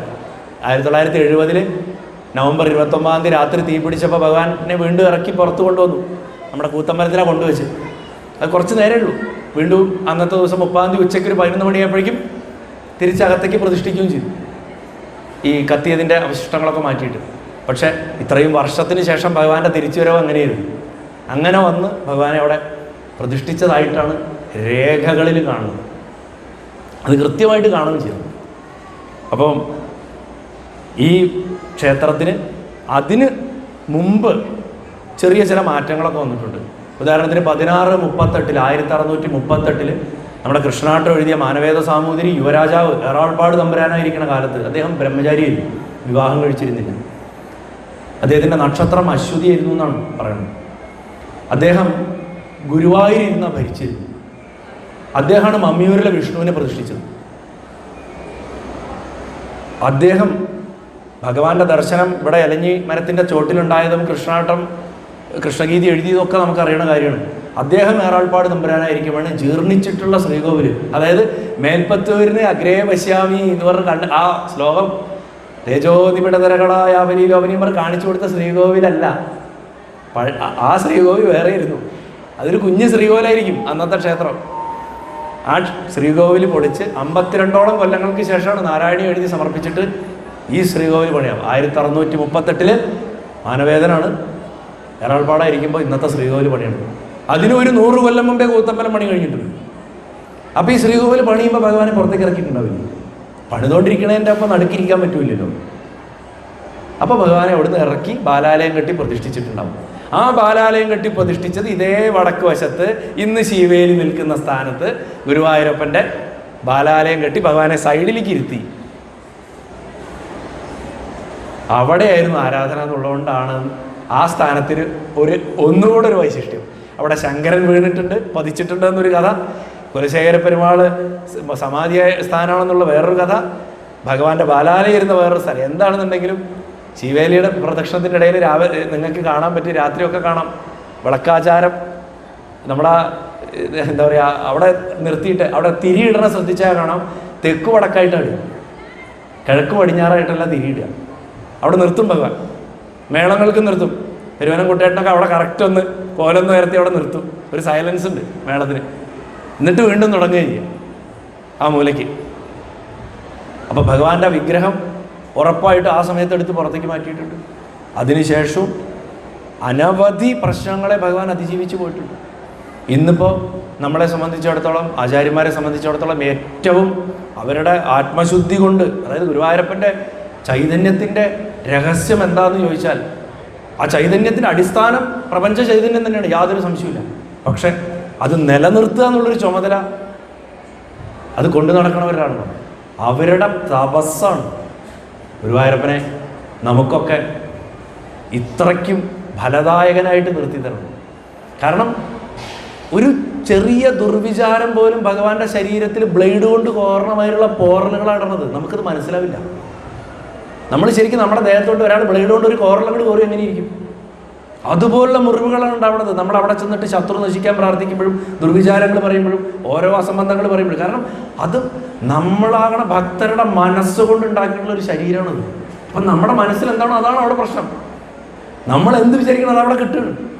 അതിൻ്റെ ദുരന്തങ്ങളും സന്തോഷങ്ങളും ഒക്കെ ഭഗവാൻ അനുഭവിക്കുന്നുണ്ട്. വിശേഷേണ ഗ്രഹിക്കേണ്ടതാണ് വിഗ്രഹം എന്ന് ഞാൻ പറഞ്ഞത്. അതുകൊണ്ടാണ് നമ്മുടെ മനസ്സാണത്. ഞാൻ എപ്പോഴും പറയാറുണ്ട്, അതൊരു ഇൻഷുറൻസ് പോളിസിയാണ്. നമ്മൾ ഓരോരുത്തരും പ്രീമിയം അടച്ചുകൊണ്ടിരിക്കും. ആവശ്യമുള്ളവന് പോളിസി കിട്ടും അതാത് സമയത്ത്, അനുഗ്രഹത്തിൻ്റെ രൂപത്തിൽ, രക്ഷയുടെ രൂപത്തിൽ. ഗുരുവായൂരപ്പൻ എന്ന് പറഞ്ഞാൽ ഒരു സാമാന്യ വസ്തുവല്ല, ഒരു അസാമാന്യ വസ്തുവാണ്. ഒരേ ഒരു വസ്തു എന്തുണ്ടോ അതാണത്. അതുകൊണ്ടാണ് ഭട്ടപാതിര അത്ര ബോധത്തോട് കൂടിയിട്ട് ബ്രഹ്മതത്വം ദത്താവദ്ഭാതി സാക്ഷാൽ ഗുരുഭവനപുരം എന്ന് പറഞ്ഞത്. അതിന് ഗുരുഭവനപുരം എന്ന് വിളിക്കാനുള്ള കാരണം ഞാൻ പല സ്ഥലത്തും പറഞ്ഞിട്ടുണ്ട്. അത് ഈ സ്ഥലനാമം കൊണ്ടല്ല, ഈ സ്ഥലമാഹാത്മ്യം കൊണ്ടല്ല, അതിലൊക്കെ ഉപരിയായിട്ടൊരു അർത്ഥമുണ്ട്. അതാണോ എന്ന് ചോദിച്ചാൽ അതാണ്. നമ്മുടെയൊക്കെ സന്തോഷമാണ് ഈ പ്രദേശത്ത്, ഈ നാട്ടിൽ ഗുരുവിനാലും വായുവിനാലും കൊണ്ടുവരപ്പെട്ട ഈ വിഗ്രഹം പ്രതിഷ്ഠിക്കപ്പെട്ടെന്നുള്ളു. പക്ഷേ ഏറ്റവും പ്രധാനപ്പെട്ട വായു നമ്മളെ സംബന്ധിച്ചിടത്തോളം എന്താ? നമ്മുടെ പ്രാണനാണ്. ആ പ്രാണനിരിക്കണ പുരം കൂടെ ഏതാ? നമ്മുടെ ശരീരമാണ്. ആ ശരീരത്തിൻ്റെ നാഥനാണ് വായുപുരേശൻ, മാരുതാകാരനാഥൻ. എന്തുകൊണ്ടാണ് ഭട്ടപാതിര അധികം സ്ഥലങ്ങളിൽ ഗുരുവായു എന്ന് പറഞ്ഞിട്ടില്ല? വായുപുരേശൻ, മാരുതാകാരൻ. വായുവിനെ പിടിച്ചിട്ടാണ് അധികം പറയുന്നത്. നമ്മൾ പറയും അത് വാതരോഗം മാറാനാണെന്നല്ല. പണ്ട് പൂമുള്ളി തമ്പുരാൻ നാരായണീയത്തിൻ്റെ ഒരു വാർഷികത്തിന് ഈ സത്രത്തിൽ പ്രസംഗിച്ചപ്പോൾ പൂമുള്ളി 6-ാം തമ്പുരാൻ പ്രസംഗിച്ച് പറഞ്ഞു അത്രേ, നിങ്ങൾ വിചാരിച്ചോ ഇത് വാതരോഗമാണെന്ന്? അല്ല, വായു കൊണ്ടുണ്ടാവുന്ന ഒരു രോഗമേ ഉള്ളൂ, അത് മനോരോഗമാണ്. അത് മാറ്റണവരാണ് ഗുരുവായൂരപ്പൻ. സത്യമാണ്. നമുക്ക് ടെൻഷൻ വന്നാൽ ശ്വാസം പടക്കില്ലേ? സന്തോഷം വന്നാൽ ശ്വാസം ചിലപ്പോൾ നിൽക്കും, ഷോക്കായാലും നിൽക്കും. ശ്വാസത്തിൽ കാണാം നമ്മുടെ വികാരവും മനസ്സിൻ്റെ പ്രശ്നങ്ങളും ഒക്കെ. ടെൻഷനുള്ളപ്പോൾ ശ്രദ്ധിച്ചില്ല, കല്ല് കെട്ടിയിട്ടമായിട്ട് നെഞ്ചിലെന്ന് പറയും അല്ലേ? അതിൻ്റെ കാരണം എന്താ? ശ്വാസമാണ്. ആ ശ്വാസത്തിൻ്റെ അതിദേവനാണ് ഭഗവാൻ. അതുകൊണ്ട് മാരുതാകാരനാണ്, അതുകൊണ്ട് ഗുരുവായൂരേശൻ. ഈ ശ്വാസം കൊണ്ടാണ് സൃഷ്ടി നടക്കുന്നത്. സൃഷ്ടി നിലനിൽക്കുന്നത് കൊണ്ടാണ്. സൃഷ്ടി നിലനിൽക്കുന്നത് കൊണ്ടല്ലേ? എന്തുകൊണ്ടാണ് ഭഗവാൻ സ്ഥിതിയുടെ ദേവനായത്? ഈ വായുവിൻ്റെ രൂപത്തിൽ വർത്തിക്കുന്നതുകൊണ്ടാണ്. ഇല്ലെങ്കിൽ ഇത് കഴിഞ്ഞില്ലേ? പ്രാണൻ എന്ന് പറഞ്ഞ ശരീരത്തിൽ നിൽക്കുന്നത് അതുകൊണ്ടല്ലേ? അതുകൊണ്ട് ഗുജറാത്ത് പോലുള്ള പ്രദേശങ്ങളിൽ ഒരു മന്ത്രമൂർത്തിയുണ്ട്, കൃഷ്ണനെ ഉപാസിക്കുന്ന ഒരുപാട്, പ്രാണേശ്വരൻ എന്ന് പറയും. പ്രാണേശ്വരൻ എന്ന് പറയുന്നത് ഭഗവാനാണ്. ആ പ്രാണേശ്വരൻ എന്നുള്ള സങ്കല്പം ഗുരുവായൂരപ്പനിലുണ്ട്. കാരണം ഈ പ്രാണേശ്വര മന്ത്രത്തിൽ ബാലാക്ഷരങ്ങളുണ്ട്, ബാലാമന്ത്ര ബീജങ്ങളുണ്ട്. അതിൽ ഭഗവാൻ ബാലനാരായണനാണ്. 7-8 വയസ്സ് പ്രായമുള്ളൊരു കുട്ടിയുടെ ഉയരത്തിലാണ് നിൽക്കുന്നത്. ഏത് രൂപത്തിലാണോ? തമത്ഭുതം ബാലകമംബുജക്ഷണം എന്ന് പറഞ്ഞിട്ട് ദേവകിയുടെ മുന്നിൽ, വസുദേവരുടെ മുന്നിൽ ഭഗവാൻ പ്രത്യക്ഷപ്പെട്ട് തൻ്റെ സ്വരൂപം കാണിച്ചു കൊടുത്തു. ആ രൂപത്തിലാണ് ഭഗവാൻ നിൽക്കുന്നത്. പുത്രനാണ്. നമ്മുടെ എല്ലാവരുടെയും പുത്രനാണ്, നമ്മുടെ എല്ലാവരുടെയും പിതാവാണ്. പുത്രനായിട്ട് കാണുന്നത് അദ്ദേഹത്തിന് വലിയ ഇഷ്ടമാണ്. ആ ഇഷ്ടമാണ് അദ്ദേഹത്തിനെ ഉണ്ണി ഉണ്ണി കണ്ണാ കണ്ണാ നമ്മളെ വിളിപ്പിക്കുന്നത്. എന്നാൽ ചതുർബാഹുവാണ്, മഹാവിഷ്ണുവാണ്. സകല പൂജകളും വിഷ്ണുവിൻ്റെയാണ്. ഭഗവാന്റെ ഈ വിഗ്രഹത്തിൻ്റെ പദാർത്ഥം, അതിൻ്റെ ഒരു സയൻസും കൂടെ പറഞ്ഞ് അവസാനിപ്പിക്കാതെ ഞാൻ പറയുന്നു. ഞാൻ പണ്ട് പറഞ്ഞിട്ടുണ്ട്, ഇവിടെ പലരും കേട്ടിട്ടുണ്ട്, എനിക്ക് പരിചിതമായിട്ടുള്ള മുഖങ്ങളായതുകൊണ്ട് പലരും അറിയാവുന്ന കഥയാണ്. ഇത് പാതാളാഞ്ചനം എന്ന് പറയുന്ന ഒരു വിശേഷ ശിലയാണ്. നമ്മൾ എളുപ്പത്തിൽ പറയും പാതാളാഞ്ചനം എന്ന് പറയുന്നൊരു കറുത്ത കല്ല. പാതാളാഞ്ചനം എന്ന് പറഞ്ഞാൽ അങ്ങനെ എളുപ്പത്തിൽ പറയാവുന്നൊരു കല്ലല്ല. അത് ഭൂമിയുടെ പുറത്ത് കാണില്ല, അത് ഭൂമിയുടെ അടിയിലേ കാണുള്ളൂ. അതുകൊണ്ടാണ് അതിനെ പാതാളാഞ്ചനം എന്ന് വിളിക്കുന്നത്. അതിൻ്റെ കളർ വിഷം കലർന്ന, വിഷത്തിൻ്റെ നിറമാണ്, കറുപ്പ് കയറിയിട്ടുള്ള പച്ചയാണ്, കടും പച്ച. നമ്മളിപ്പോൾ ഈ വിളക്കിൻ്റെ വെളിച്ചത്തിൽ, ഈ മഞ്ഞ നിറഞ്ഞ വിളക്കിൻ്റെ വെളിച്ചത്തിൽ കാണുമ്പോൾ ആ പച്ച നിറയാണ്ടാണ് നമുക്ക് കറുപ്പായിട്ട് തോന്നുന്നത്. ശരിക്കും അതിന് ഇരുണ്ട പച്ച നിറമാണ് ആ കല്ലിൻ്റെ നിറം. നരകത്തിൽ ഈ മരതകം എന്ന് പറഞ്ഞതിൻ്റെക്കാളും ഇരുണ്ടിട്ട്. ഇത് ഭൂമിയുടെ അടിയിലേ കാണുള്ളൂ. ഇതെങ്ങനെ ഭൂമിയുടെ അടിയിലെത്തി? ഇത് ഭൂമിയിൽ സ്വമേധയാ ഉണ്ടാവില്ല. ഇത് ഭൂമി തിളച്ചു മറിഞ്ഞുകൊണ്ടിരിക്കുന്ന ഒരു സമയത്ത്, അല്ലെങ്കിൽ ഭൂമി ഒന്ന് ഉറച്ചു കട്ടിയാവുന്ന സമയത്ത് അന്യഗ്രഹങ്ങളിൽ നിന്ന് തെറിച്ചു വരുന്ന ശകലങ്ങളുണ്ട്. മീറ്റിയോറൈറ്റുകൾ എന്ന് പറയും, മീറ്റിയോറുകൾ. ഇത് വന്നിട്ട് അതിശക്തമായിട്ട് ഭൂമിയിൽ അടിക്കുമ്പോൾ ഇത് കിലോമീറ്ററുകൾ അകത്തേക്ക് പോകും ഭൂമിയുടെ, എന്നിട്ട് അത് അവിടെ കിടക്കും.